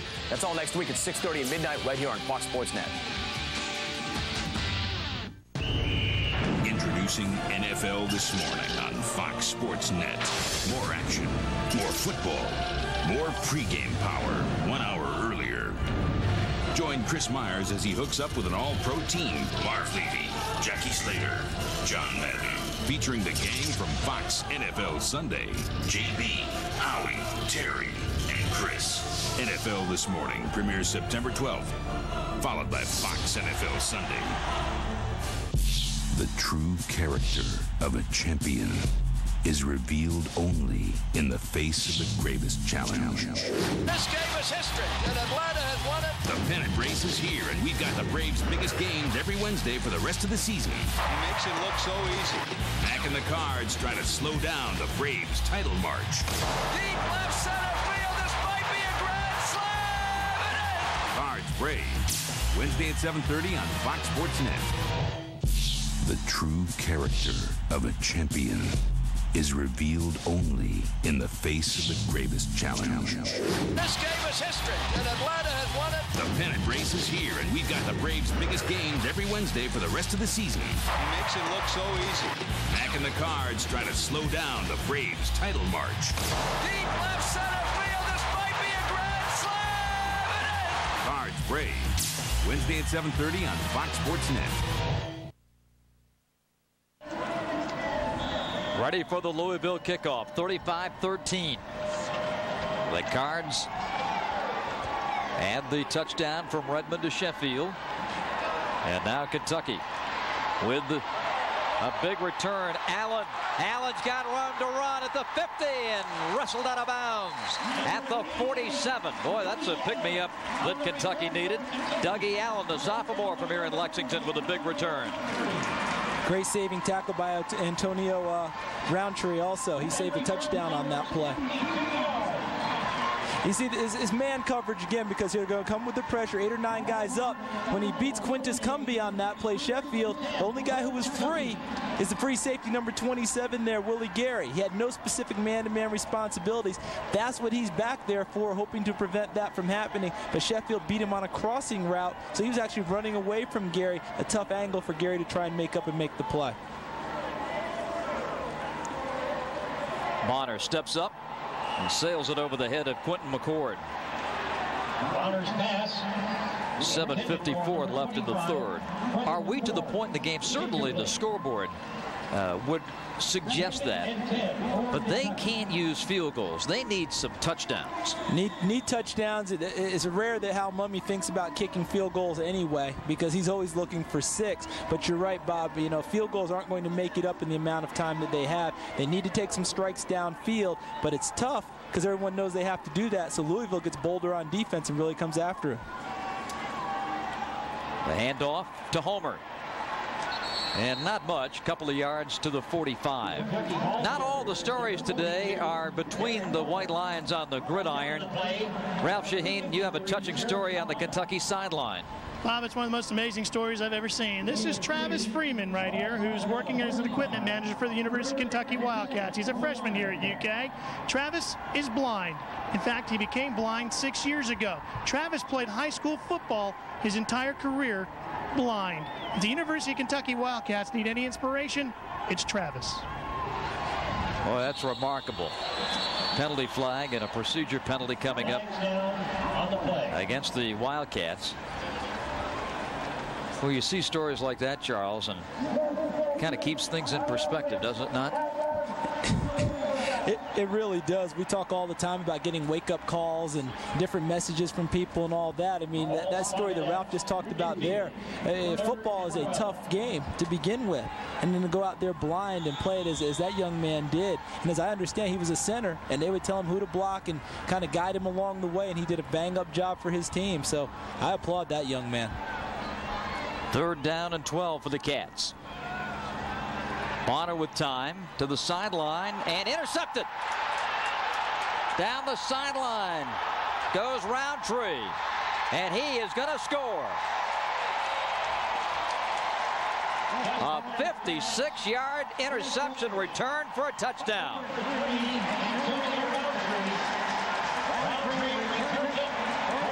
Louisville came to Lexington wanting revenge. They are getting revenge. Wanting, getting, the whole package is coming out for Louisville now. We talked about a couple plays ago, the tough thing for Dusty Bonner was he's been throwing so many short routes that people are sitting on him, and you're trying to push him deep, but the pass rush is coming harder now from Louisville. The defensive backs are coming up and becoming bolder because they have the lead. You know, they're not so worried about if they make a bad play. It won't hurt them as much. They have plenty of cushion. So that makes you a bolder defense, and it paid off there with Roundtree's interception in return for a touchdown. Hilbert's kick is good. 6:49 left in the third. 42-13 Louisville. Now available for the first time ever on home video, the best of the Dean Martin Celebrity Roasts. What a night. Who are we honoring? Jokes, jabs, insults, and put-downs. That's what made these roasts hilarious and makes this tape a must-have for your video library. Johnny Carson is a comedian who is seen every night in millions of bedrooms all over America. And that's why his last wife left him. This tape features over 50 stars and over 100 minutes of the funniest, most outrageous laughs ever seen on television. How sweet it is. She wants to dye her hair back to its original color, but she can't remember it. It takes many years to be a great comedian. Sure does. You ain't reached that year yet. You know, some performers never have a night like this. Those are the lucky ones. Call now to order the best of the Dean Martin Celebrity Roasts for only $19.95. It's not sold in any store, so call and order right now. Par, par, birdie. Par, eagle. Whoa. Par, par. Must be a Golf Magazine subscriber. How would you like to shave 3, 4, or 5 strokes off your game? Add 20 yards to your tee shots. Start one-putting greens. Chip like a pro. Blast your way out of the bunker. Shoot lower scores and play the best golf of your life. Now you can by calling for your free trial issue of Golf Magazine.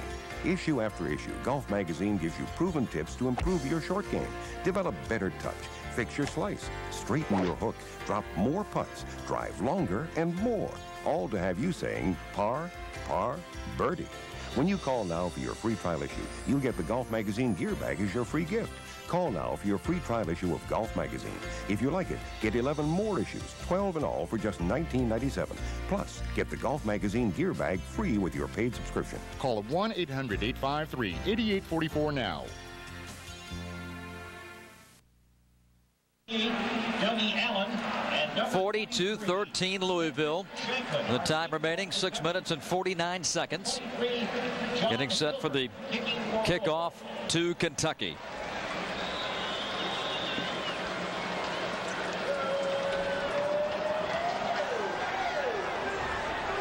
Allen's going to try it again. He had the big return a moment ago. And he's going to have another big one. 35, cuts back 40 to midfield. Boy, 2 great returns for Dougie Allen, the Lexington sophomore from Dunbar High. This time he brings it back 46 yards. When your team is up 35-13, you have a little cushion. It allows you to be bolder in your coverages. And Antonio Roundtree, who missed a couple opportunities for interceptions or pass breakups earlier, doesn't miss this one. Sits on the route, makes a great play, and then cuts back into the end zone. And look at this enthusiasm. You think he's not happy? Last year, as a freshman, his first game was against Tim Couch in Kentucky. 7 touchdown passes, got lit up like a Christmas tree. He's a happy man now. Get a little revenge. Bonner, deep ball over the middle, not close. Quentin McCord was the intended receiver. Intended for number 25, Quentin McCord, incomplete. And that's really the first bad ball that Bonner has thrown today. Yeah, there haven't really been many. He had one that, you remember that one that fluttered, and then Whalen ended up making a great catch on it, and then that one also. But now, you know, even trying to push guys deep from Louisville, it's tough to do right now. It's 42-13. Louisville is so locked in and so confident on defense that they're going to be around the ball each and every time. This time it goes to Pyatt, but incomplete. He was out of bounds. the two quarterbacks today. Their yardage is pretty close. The completion's just about even. Redmond a much better percentage. But the last two columns, 4, 0, 1, and 2. Yeah, and the 2, we just saw Roundtree return it back for a touchdown, and the other one ended up leading to a touchdown also. So, yeah, that's what hurts you with turnovers. You have to try and put out the fire when there are turnovers, and Kentucky's had a tough time doing that. Catch to Mike Byrne, sophomore from the Woodlands, Texas. And that will be a Kentucky first down at the Louisville 37. Brought down by number 20, Bud Herring. 6:19 the time remaining. You can see Kentucky now going with a lot of no huddle, and they'll probably be up on the line a little bit quicker than they did in the first half when they went no huddle, because time is of the essence if they have any chance of trying to get back into this game. They have to score, shut down Louisville, and come back and keep scoring.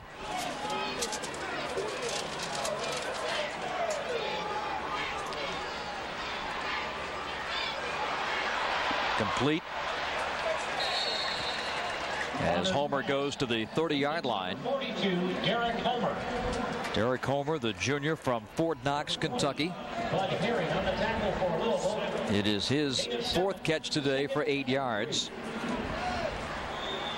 10 different Wildcats have caught at least one pass in this game.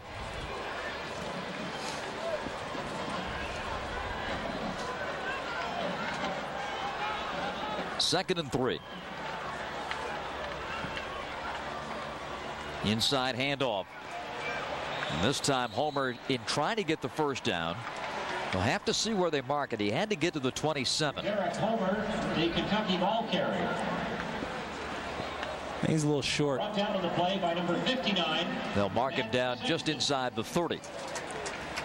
No gain on the point. Sure looked like Louisville knew what was coming on that play. Looked like Rashad Harris in the middle, number 52, the linebacker. Looked like he was calling out the check that Dusty Bonner was making, and Louisville swarmed to the ball and stopped them effectively. Well, one thing we've noticed, Charles, about this Louisville defense with the lead, I mean, they're playing with house money. Yeah, without a doubt. When you're playing with OPM, right, other people's money, you can do a lot more things. Bonner after the fumble. And there have been some problems this afternoon with the exchange between DeVaughn and Bonner. You know, it's neat when we talked with Hal Mummy yesterday when we had our meeting. He told us that sometimes that happens because when you go from snapping the ball and sitting back to pass block, and then all of a sudden you have to snap it for a run, you do different things because as the center, now you're snapping it and firing out. And sometimes that causes his snap to go awry. So Hal told us before the ball game that sometimes there are some problems with that, but overall he thought DeVaughn would do a good job. They've had a few more problems than they expected today.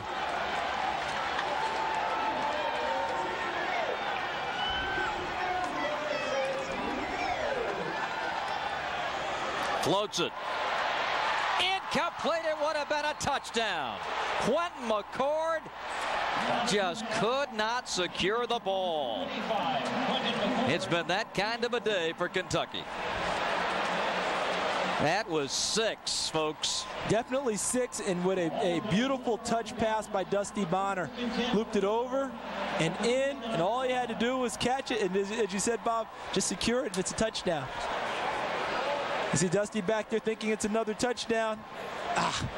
But you know what's great about that reaction? It's not a lot of jumping up and down and embarrassing your receiver. You know, making him feel even worse than he already does. No one hurts more than Quentin McCord does on that play. And Dusty Bonner handled it like a champ. He's disappointed, but he doesn't make an example of his receiver.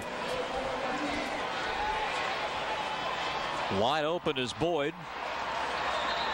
And out of bounds at the 38. So Chris Redmond getting the Cardinal offensive machine cranked up again.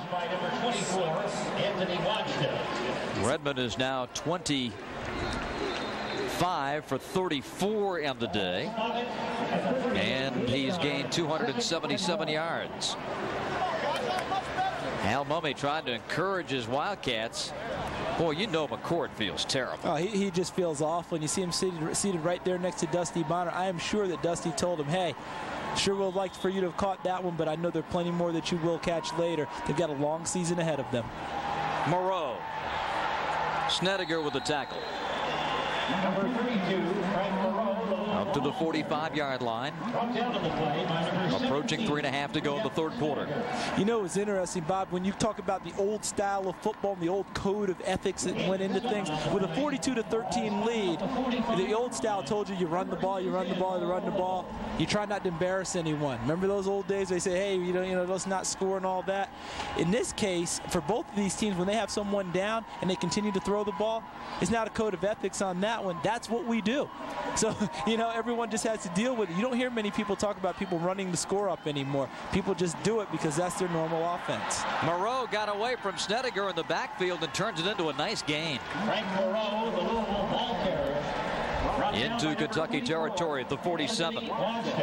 This does give Louisville a great opportunity, though, to work on their run game, being up 42-13. They can pass at their leisure now and try and run the football. This helps the offensive line get stronger and tougher physically, because if you ask any offensive lineman, do you prefer the run block or do you prefer the pass block, 99% will tell you run block. That gives them a chance to fire out and hit someone. 15 carries and 139 yards for Moreau. It's the third biggest rushing day of his career, and folks, he's still got another quarter to go.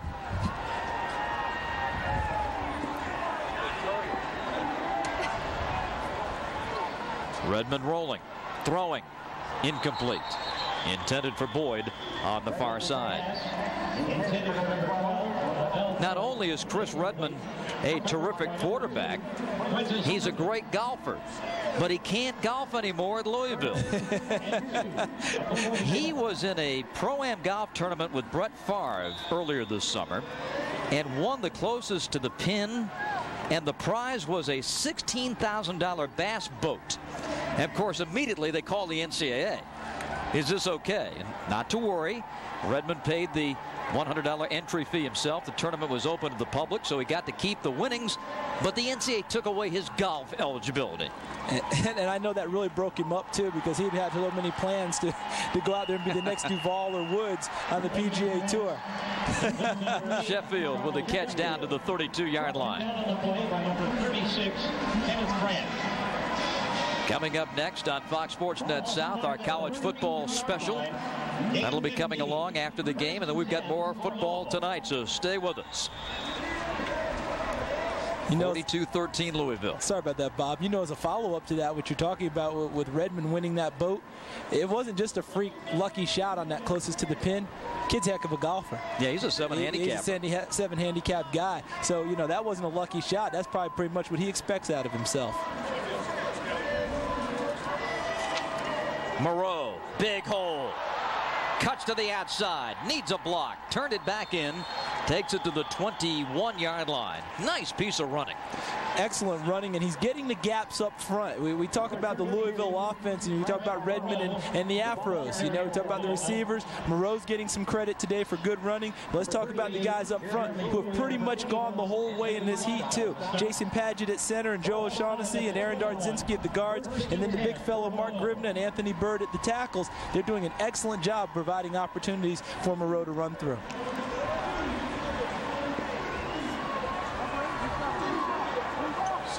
Gribna lines up on the left side. Oh, what a good grab that time. Charles Sheffield, with the defender draped on him, was able to make the catch. It was Kenneth Grant trying to defend on the play, but to no avail. Those guys have made tough catches all day long. And you talked about Arnold Jackson earlier, how many catches he had last year. He had 90 balls that he caught. He may not catch as many balls this year if they continue to spread the balls around to all of these different receivers. You know, at halftime, the most anyone had was 4. And there were 3 guys who had 4 catches for Louisville. In the second half, has seen that same pattern continue. Moreau's up to 150 yards. His career high is 158.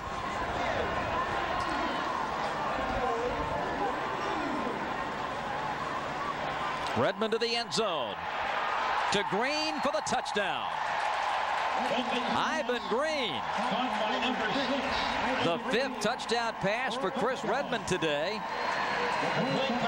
Green catches his 3rd. There is a penalty. In the back of the end zone, the flag was dropped.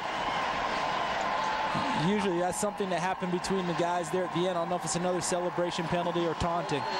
It was. Unsportsmanlike. And that'll be against Louisville. John L. Smith talked about it, being brothers, then you hug and you make up and all that. But Louisville's not here to hug and make up. All these guys on this team, they weren't thinking about, making up with their brothers today. That'll come way later. They want to secure this win first, and they're sure letting Kentucky know that they have the advantage. 12-yard touchdown pass from Redmond to Green. Third time they've hooked up today. 5 touchdown passes now for Redmond, and that is certain to make headlines across the country. This is one of the premier Heisman Trophy candidates. Another long PAT by John Hilbert, and good again. And that makes it 49-13 Redbirds. 49, Kentucky 13. From the field level, great look here, and we talked about Dusty Bonner having some touch. Look at Chris Redmond's touch on that one, but that's almost unfair there. Jamal White trying to cover Ivan Green. Jamal White plays outside linebacker. For Ivan Green, he needs to run against defensive backs who have more of a chance to cover him, because if he sees a linebacker, for him, he thinks that's pitch and catch. He doesn't even think that that's worth his time to go downfield. He thought it was too easy. We'd like to send out greetings to Charlie King and Woody Hutton at Intermediate Cable and offer our thanks for their help in making this special presentation of Fox Sports Net South's College Football Saturday available to viewers in Louisville and Lexington. 49-13. Well, last year was Tim Couch throwing for 7 touchdowns in Louisville. Chris Redmond comes to Lexington, and he's got 5 and counting. He's got 5 and a whole quarter left to play, and I would not be surprised to see him stay in the ball game, because this is a rivalry, and it sure would be nice for Louisville to extract as much revenge as they possibly can. I made that point earlier. People don't talk much about running it up. Those are terrific numbers we just saw there by Redmond. I mean, he's so accurate, he's so precise. He's throwing up, looks like about 70% there, and then the 5 touchdown passes. The kid is he's phenomenal in all aspects of his game. And the kickoff sails out of the end zone for the touchback. I think Mr. Hilbert's juiced. First and 10 at the 20. Well, Dusty Bonner is going to bring his Wildcats out here. And still, Charles, a lot of time left, but Louisville has so dominated this game that thoughts of a miracle comeback are quickly fading on the Kentucky sideline. Yeah, fading on the Kentucky sideline and really fading in the stands. A lot of people going out and going back to their tailgates right now. But I'll tell you what, I wouldn't do that, because you get a chance to see this Kentucky team develop. And I think they'll show a lot of toughness and a lot of mental toughness and effort in trying to stay in this ball game and trying to get better with each snap and try and do a bunch of good things as they go downfield. Anthony White knocked out of bounds at the 27. This is the point in time where you start to get ready for next week. But you get ready for next week, this is almost your practice time to incorporate into game time. You keep working at it, you keep trying to get better, you don't give up on anything, and you never know what may turn up. Case in point, Louisville lost this game last year, big at home, bounced back to win 7 and go to a bowl game. That's right.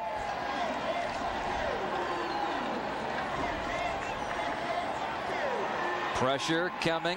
Bonner sidesteps. Now comes back the other way and throws it to Derek Homer. 40, gets a block, 50.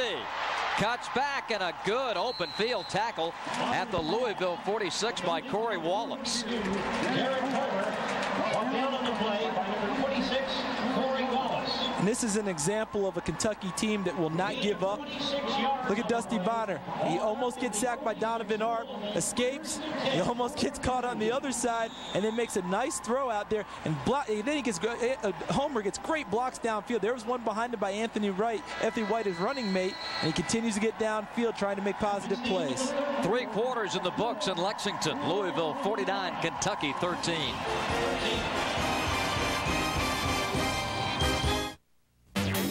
Jumping out of planes and rolling out of boats.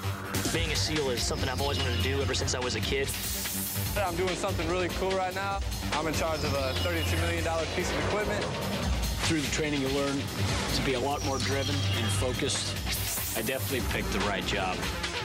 Well, without the Navy, I wouldn't have had money for college. My parents were very excited that the Navy was going to pay for 4 years of college. The Navy has many educational opportunities. I could do anything electrical out in the civilian world. I never realized I was going to get all the additional high-tech computer training and the travel at the same time.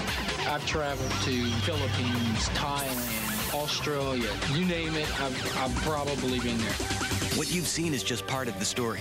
Call this number now for your free 12-minute video and see what Navy life is really like. Check out the jobs, training, and money for college that are waiting for you. If you want an exciting job, this is where you need to be. Navy, let the journey begin.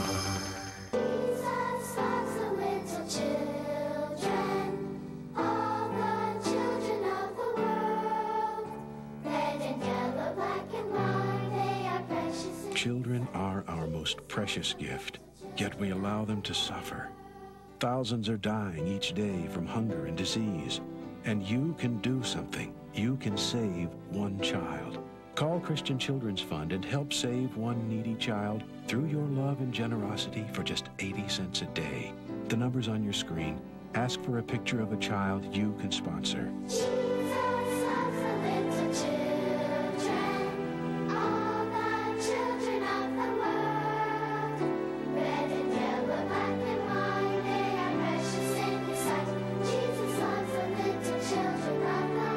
There's a child out there you can help. Please call now.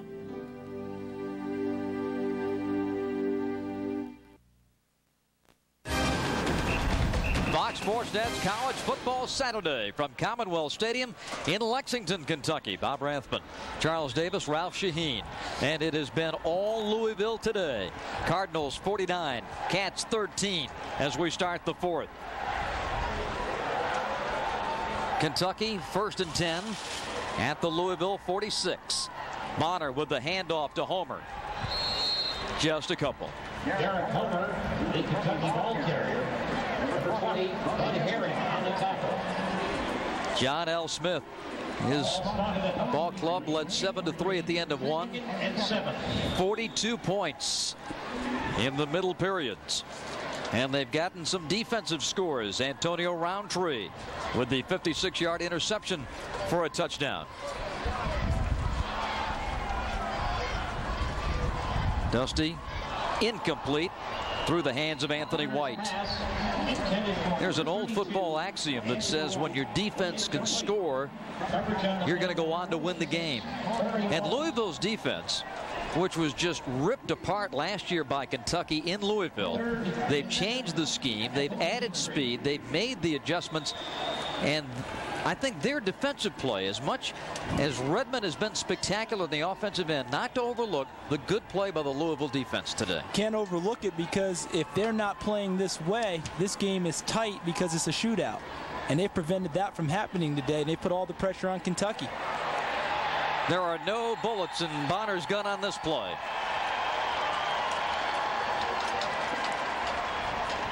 And again, good pressure. Toby Dawson, number 97, senior from Springfield, Kentucky, a former walk-on at Louisville, comes up to make the play.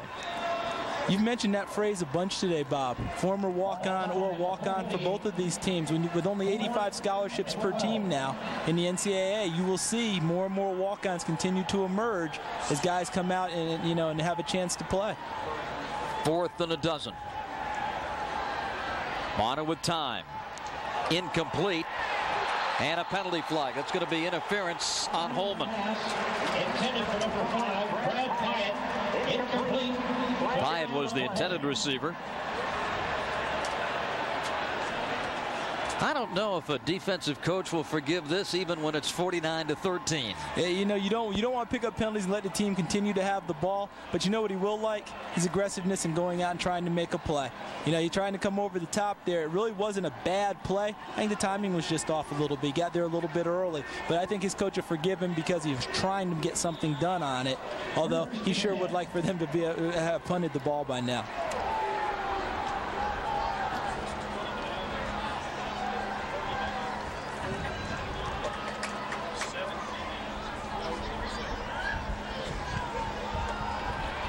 And handoff to Shanklin, who moved in at the halfback spot. Number 23. And Kendrick gets it inside the 30. to about the 27-yard line. First time that Shanklin has carried the ball today. He's had 2 terrific returns. 13-19 remaining in this fourth quarter. And now the clock stops. And an official's timeout has been called. Not really sure what that's for, and both teams are coming out with the water. That doesn't usually happen on an official's timeout. And I think they're asking the trainers to hustle back off the field. Dick Honig, our referee, trying to get the ball ready for play, cranks the clock, and here we go. Dusty Bonner has thrown the ball 49 times today. He's completed 26. Here comes number 50. And it's complete. Pyatt, 10. Spun and hits the turf at the 8. Brad Pyatt, the true freshman from Colorado. They have one of the drills they set up in the preseason was a tennis ball machine for Brad Pyatt. And he would try to catch a tennis ball coming at about 80 miles an hour. Well, the first one hit him right in the face. But he got the hang of it, and they think he's got a bright future here at Kentucky. He really does. I mean, they called a play specifically for him about the 4th play of the ball game. They don't do that very often for natural freshmen.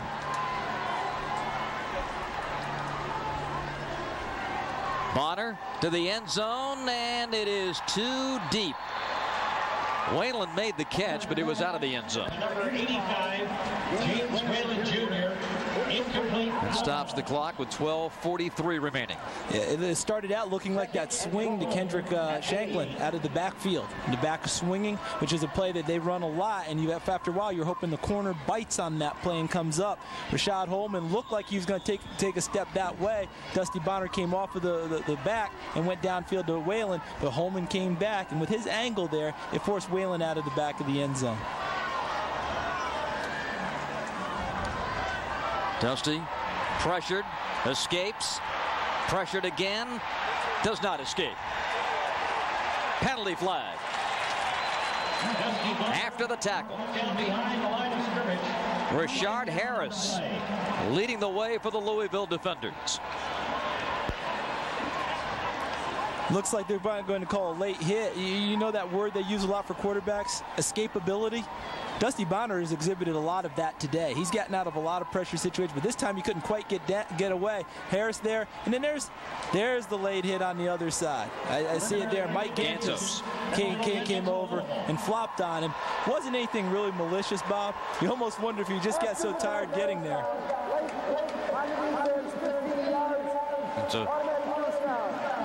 He really more flopped on the top of him than he tried to really drive him into the ground. Almost wonder if he was so tired from trying to chase him, he just kind of fell on him at the end. But there was no situation there. Dusty was really going to get hurt. Well, the one thing that you call that you don't want to have happen is lose your composure. Right.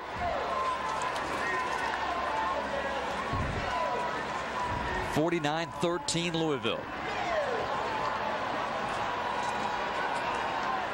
Clock is rolling.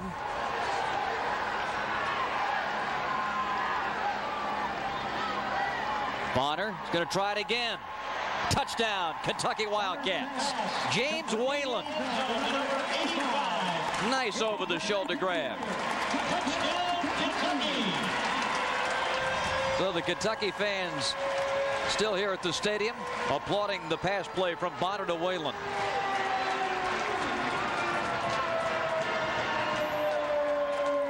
Very nice throw and catch. Bonner with good touch. That was the play that Whalen was out the back of the end zone a couple plays before. Caught Louisville in a different coverage, and Whalen beat his cover guy, Michael Brown, to the corner of the end zone. And the kick is good by Mark Samuel. Timeout. It's time you knew the truth. S&S Tire is the largest tire dealer in Kentucky.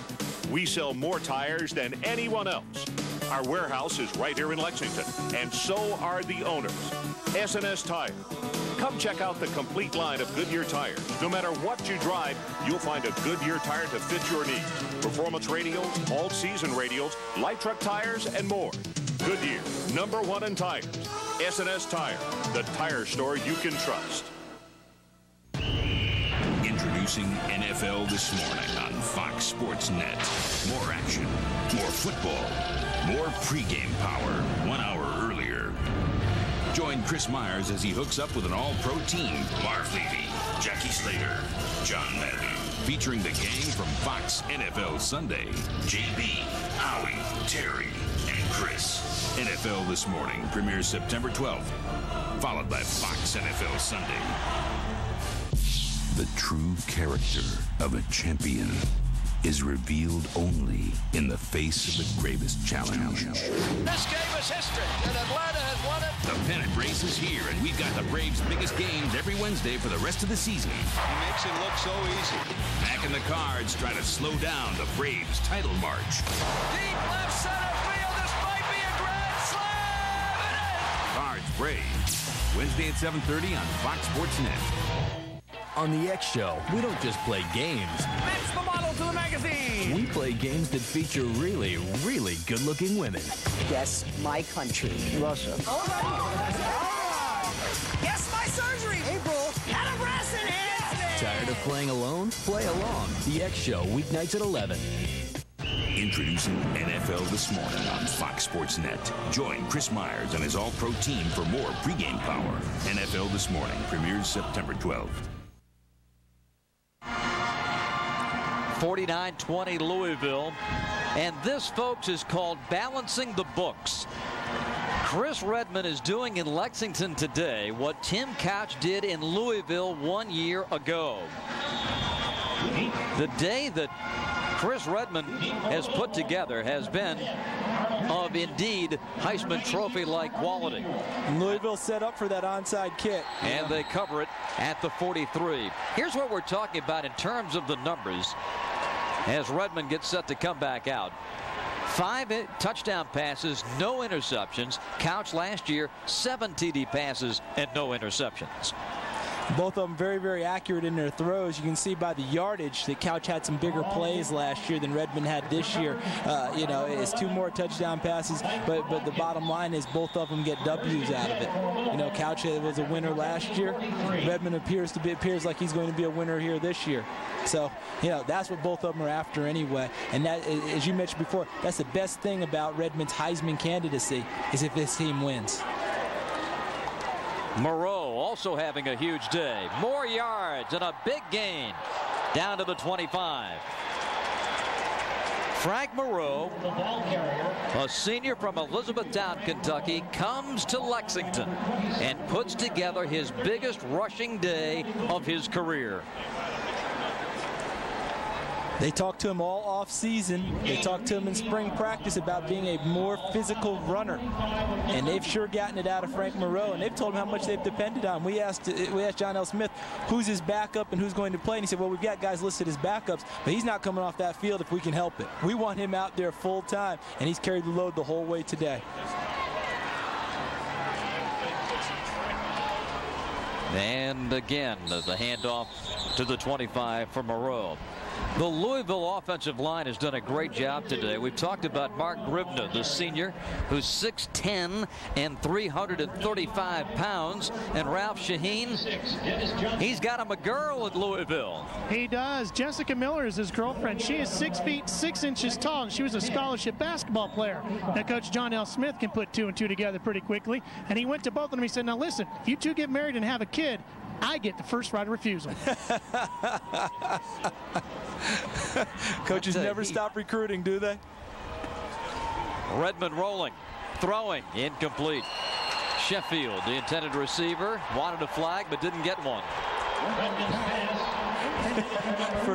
First right of refusal. I tell you what, Ralph is a busy guy. I mean, he got down to Louisville and got that story for us. Ralph, you're all right. I'll tell you what, you got the inside on everything. He's everywhere. Under 11 to go in the fourth quarter. I mean, the poor camera guy is supposed to be with Ralph. You know, we're hearing his voice all the time. The guy's probably got cramps right now. Probably just can't keep up.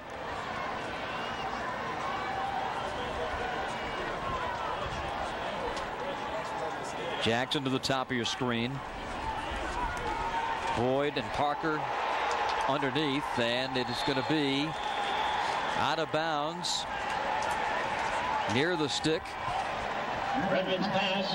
Jackson was able to make the grab, and yes, it is a first down at the 14. Ball spotted at the 14, gain of 11. You know, John L. Smith told us that he burned the game films from last year. You know, losing 68 to 34. So he said he burned them, but he obviously remembers the score by the way they're going downfield again. Redmond took some punishment. Snedeker delivered the hit. This is where you play that little bit of Russian roulette about whether you get your quarterback some more stats in his candidacy, or try and get another score for your team, or you get him out before he gets hurt. You know, coaches have different philosophies on it, and you just hope it all works out for all concerned. Redmond didn't like what he saw from the Kentucky defense. Takes a timeout. We'll take it with him. How come so many professional athletes wear copper bracelets? Hey, that's Chichi Rodriguez. I think my energy band improves my golf game. Now you too can have the Chichi Rodriguez Energy Band. It combines the power of copper with the harmonizing power of magnetics. He really looks good too. The Energy Band is beautifully crafted from solid copper, then electroplated in genuine 24-karat gold with a stunning white gold accent. Patent-pending magnets make it truly unique, and it's designed to comfortably fit your wrist. Copper and magnetic bracelets sell in catalogs for up to $150 and more. But the Chichi Rodriguez Energy Band is yours for only $19.95. Order yours now while supplies last. That's being a winner. To order, use your credit card and call 1-800-791-5353. That's 1-800-791-5353, or send check or money order to the address on your screen. Call and order right now. The equipment that the Navy has is state-of-the-art. A lot of the equipment that I work with is leading technology. I spent most of my Navy career working in satellite communications. I actually went through 15 months of school. Been through very extensive training in mathematics, physics, chemistry. They train you to be the best, and they expect you to be the best. It probably would have cost me around $25,000 for the total amount of training I went through. My parents were very excited that the Navy was going to pay for 4 years of college. College professors come aboard to teach us while underway. I am 2 courses away from my criminal justice degree. What you've seen is just part of the story. Call this number now for your free 12-minute video and see what Navy life is really like. Check out the jobs, training, and money for college that are waiting for you. My Navy experience allowed me to step right into a respectable and fun job. Navy, let the journey begin. College football Saturday. The Bluegrass State looks mighty green for Louisville. They're up 49-20 with 10:25 to play in the game. Moreau inside to the 10. Looks like it's shaping up as a very big day for Conference USA. East Carolina has defeated West Virginia 30-23. Big win for the Pirates in Charlotte. Louisville trying to knock off an SEC team, and they're 10 minutes away from doing that. And that is a big win for East Carolina. That was they shaped what they call the East-West Showdown. East Carolina versus West Virginia. That's big, and they moved it to Charlotte. And I'm sure they had a big crowd there today. I know they were expecting over 60,000. That's a huge win for the Pirates. Earlier today in the SEC, we told you about Alabama's win over Vandy, 28-17. Redmond to Moreau. Gets a hole, walks in. Touchdown, Louisville Cardinals. Frank Moreau didn't have to really bust it. He had a huge hole to run through.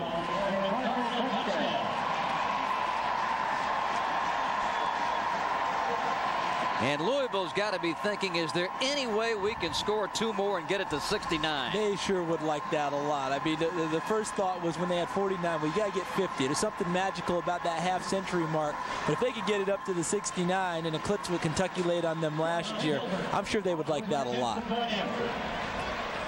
The point after by John Hilbert. Second touchdown today for Moreau. And the kick is good. 56-20 Louisville with 9:31 remaining in the game. I think if you're John L. Smith now, you keep going, you keep playing good defense. You probably loosen up a little bit more than you have.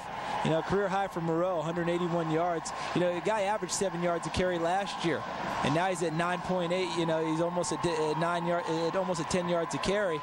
And was that his third touchdown today? His second. Second touchdown today, and I'll tell you what, he's really chewed it up. But I think now, if you're John L. Smith, you shut her down. You know, you get Redmond out, you get Moreau out. And look at this. You talked about it, Bob. He really didn't have to bust it through there. There was so much of a hole. He's just telling Willie Gary, come on, I'm in. Don't tackle me now. Well, not only is Louisville getting some revenge for what happened last year, they're also making up for lost time. The 56 points, far and away the most they've ever scored against Kentucky. And keep in mind, in the early days of this series, from 1912 through 1924, Kentucky won 6 games, all by shutout. So Louisville and John L. trying to rewrite the record book in their favor. I'll never let it be said that John L. Smith and his Louisville Cardinals are not students of the game. Being able to pull up those statistics and go back and study that, you know, as he talked about, that's what you hear all year long is who won this ball game. You talk about the Bluegrass State. After today, they'll want to make the grass red. John L. was telling us yesterday, boy, we'd love to christen their stadium the way they christened ours last year. And the way he said the word christen, too, was it? He got a little crackle in his voice when he said that. Here comes the return. Pyatt breaks free to the 30. Still some traffic in front of him. And out of bounds near the 40-yard line. Here at Commonwealth Stadium, this is the first game in the expanded arena. The seating capacity now up to 67,530. Magnificent video boards in each end of the stadium. Sound system, new scoreboards, new concession stands, and the Commonwealth Suites. 40 new ones in the corners of the stadium. There are 36 suites that seat 18 and 4 that seat 24, and everybody looks like they're having a good time up there, fighting the sun in that corner. The only thing that hasn't gone right today has been the score for Kentucky. It has been all Louisville, 56-20. And an incomplete pass.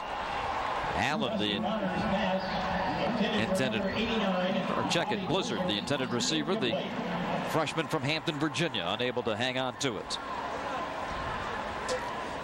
He comes from quite the high school program. Mike Smith and the Hampton Crabbers, perennial champions in Virginia's peninsula. And his high school quarterback was a fellow by the name of Ronald Curry, who's gone on to greatness as a two-sport standout at the University of North Carolina. Do you know who preceded Ronald Curry as the quarterback at Hampton?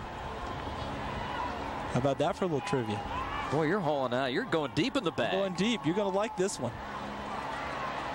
And incomplete over the middle, intended for McCord.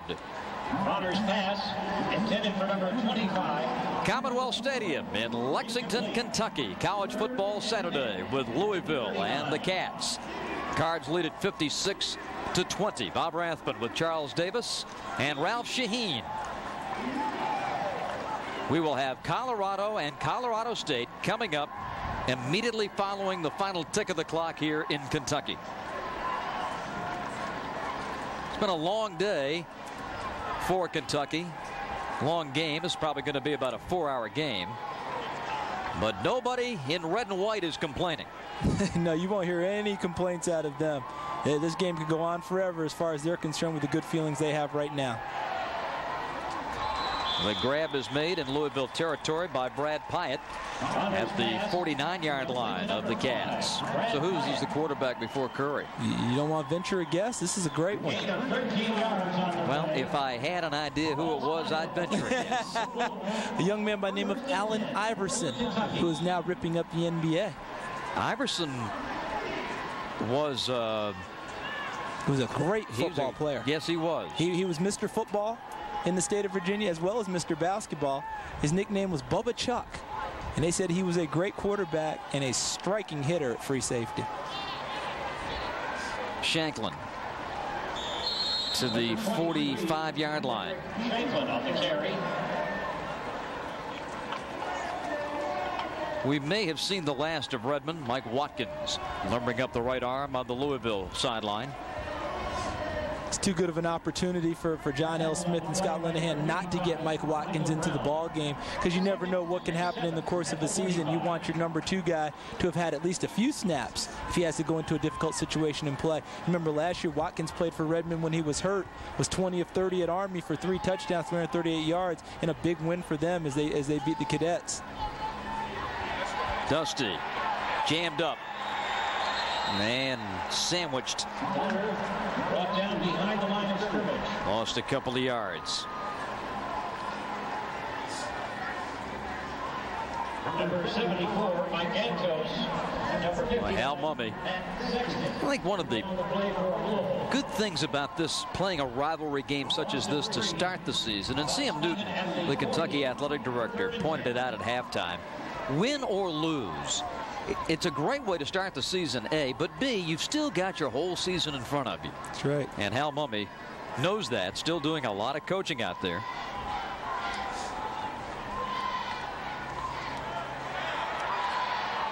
Bonner to his safety valve, Anthony White. Bonner's pass complete to number 32, Anthony White.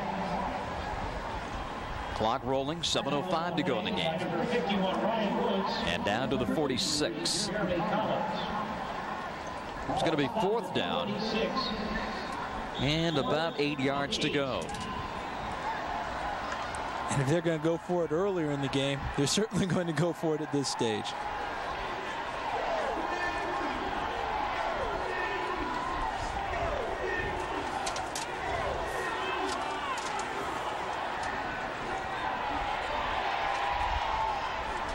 And the catch made by Pyatt. Yes. They're going to, no. Well, wait, the linesman now says yes, he did make the catch. I know Louisville's not going to like that all. John L. Smith may be up big, but he's still letting them know on the sideline that he didn't think there's any way he caught that pass. 14-yard gain makes it 1st and 10 at the 32. Pyatt had to pick this one right off the top of the.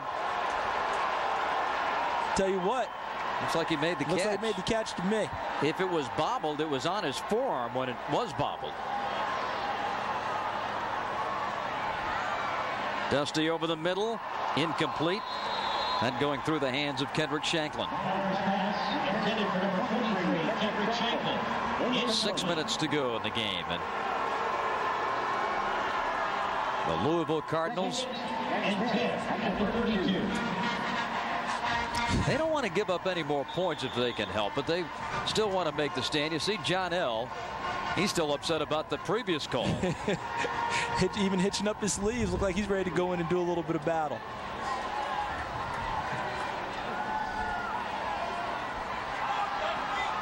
Bonner incomplete. And that time,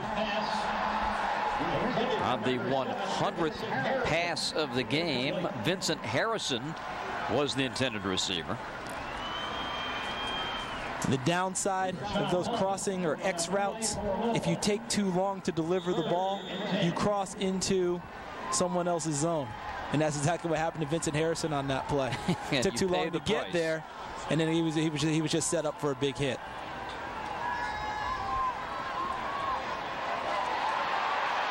Bonner had it knocked out of his hands, and it's going to be, looks like a dual possession down there. Josiah with a heads-up play to knock it loose. And they're going to give it to the Kentucky Wildcats. Well, that time, Matt Brown, number 72, was able to recover that fumble. But you watch Bonner as he's carrying this ball, just has it knocked right out of his hands. Still trying to make a play. Dusty escapes from the pocket, but you notice his concentration is downfield. Josiah stripped it, and I didn't think there's any way Louisville wouldn't come up with that football. But look at the hustle by Matt Brown on that play. They may be down 56-20, but those guys are still fighting and scrapping out there. When you give up in a game, you don't go and recover the fumble like that. So Kentucky obviously has not given up.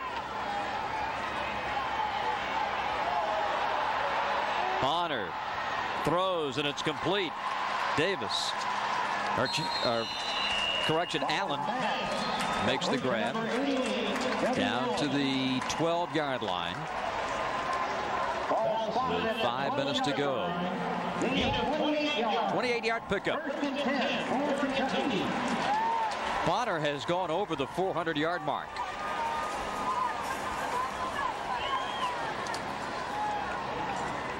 Been interesting for Louisville with the defensive linemen, you know, trying to get to the quarterback. They've had a lot of pressure on Dusty Bonner today, but have a lot less to show for it than one would think. You know, he's been able to escape a lot more times than we thought he would be able to, and he's delivered the ball pretty well downfield on most occasions. Shanklin splits the two defenders and takes it down to the 5-yard line.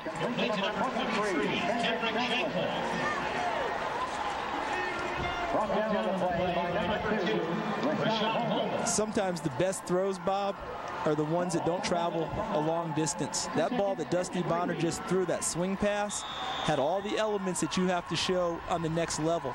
He had to show touch, he had to show timing, he had to put it over a defender and into the running back's hands while the running back was still moving forward. That's a big league throw, even though it wasn't a big bullet downfield. Bonner, touchdown, Kentucky. Nice grab by James Whalen in traffic. And that makes it 56-26. Well, Kentucky trying to make it respectable. Get a touchdown with 4:24 left. This game has a lot of mirror images of last year because you remember Louisville did the same thing, scored a few times late to make it respectable. I saw an interview that Chris Redmond gave. They talked about it. He said, yeah, our numbers sure look nice at the end, but hey, we were already getting clobbered. So it really didn't mean that much to them. It means a lot more to Kentucky in this situation just because they can't afford to go down and without a fight. And these kids have not done that. Kentucky's going to go for 2. Bonner under center this time. Looks, throws, and they get the conversion. And again, it's Whalen on the receiving end.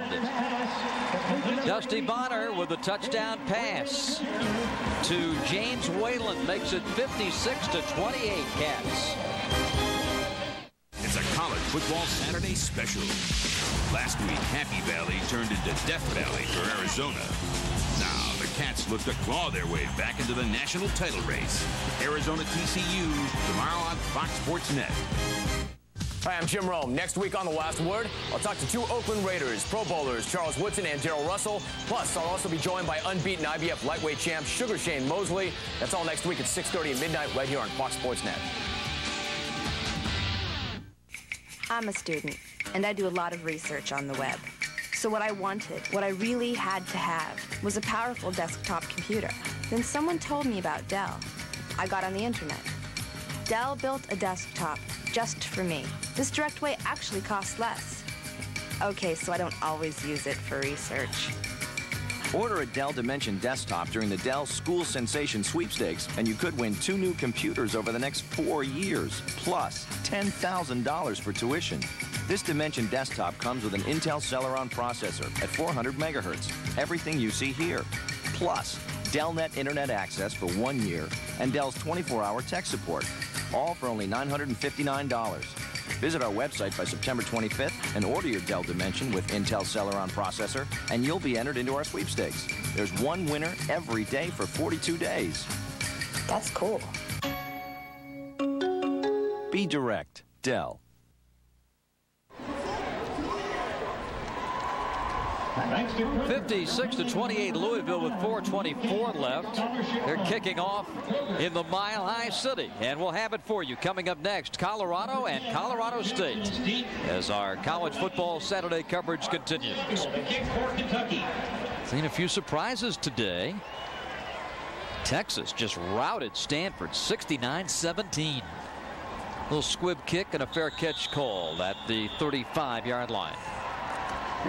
Speaking of Conference USA, UAB is at Missouri, and the Blazers are down 24-21 with 3.5 to go in the fourth quarter. So this is quite a day for Conference USA. Mike Watkins taking over at quarterback, the Fort Pierce, Florida junior, coming in to spell Chris Redmond here with 4:21 left.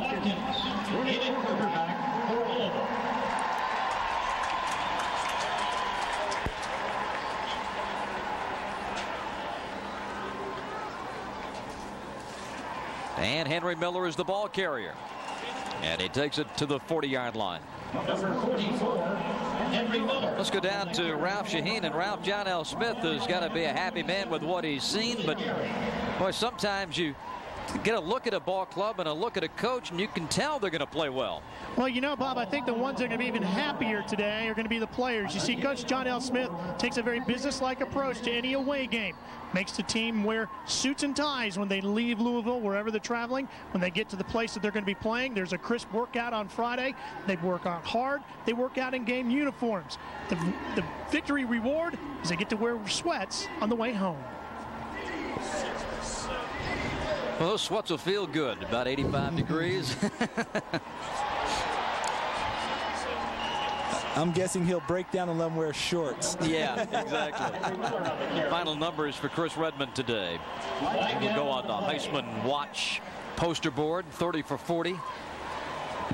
But as we mentioned earlier, the big thing is the W. That's right. You know what I like most about Chris Redmond, having met him a little bit? Foul on the defense. They offset. It'll be a first down. The indication is personal foul. Personal fouls each way. Right. What I was finishing my point about Redmond is that you and I and the rest of the media are going to spend a lot more time talking about this Heisman thing than he will spend thinking about it. You know, he really is a team guy, and he knows if his team wins, good things will happen for all of them. If the Heisman happens, so be it. That'll be great. You remember last year, the final score, what was the final score of the game, Bob? 68-34? Yes, sir. Kentucky, so they doubled them up. Right now, we're sitting in the same situation, not the same number of points, but again, doubling the score. So, you know, both teams really like to get back at each other, don't they? Henry Miller into Kentucky territory at the 46-yard line. Miller, a redshirt freshman from Garfield Heights, Ohio, had a terrific high school career a couple of years ago as a senior. He had 24 rushing touchdowns in high school at Garfield Heights and rushed for over 1,500 yards. Getting in after Frank Moreau put together a career day of 181 yards and 2 touchdowns. And the clock winding down. Final 2.5 in Lexington today.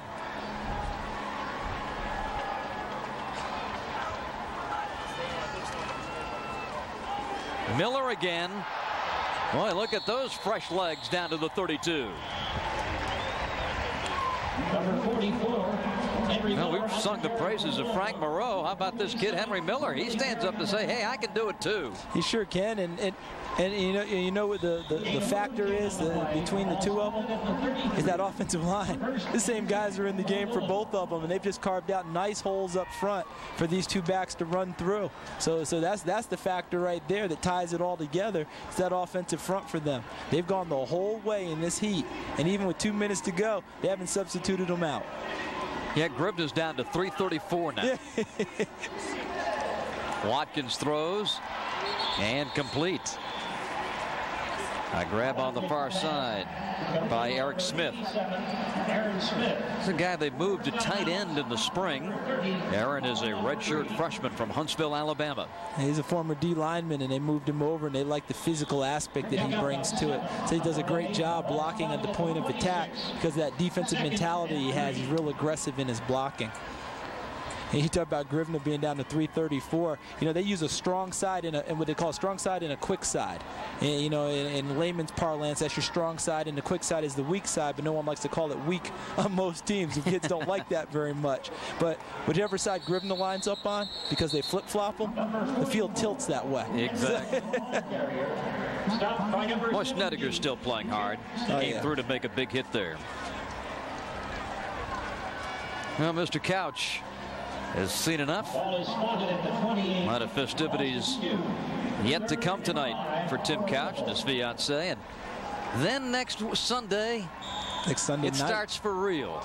Sunday night, they open up the Cleveland Browns Stadium for real and bring in those hated Pittsburgh Steelers for what should be a heck of a ball game.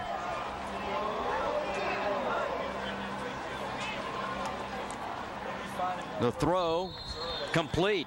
Arnold Jackson. And it's enough for a first down. Down to the 21-yard line. So Louisville keeps firing here with 51 seconds left.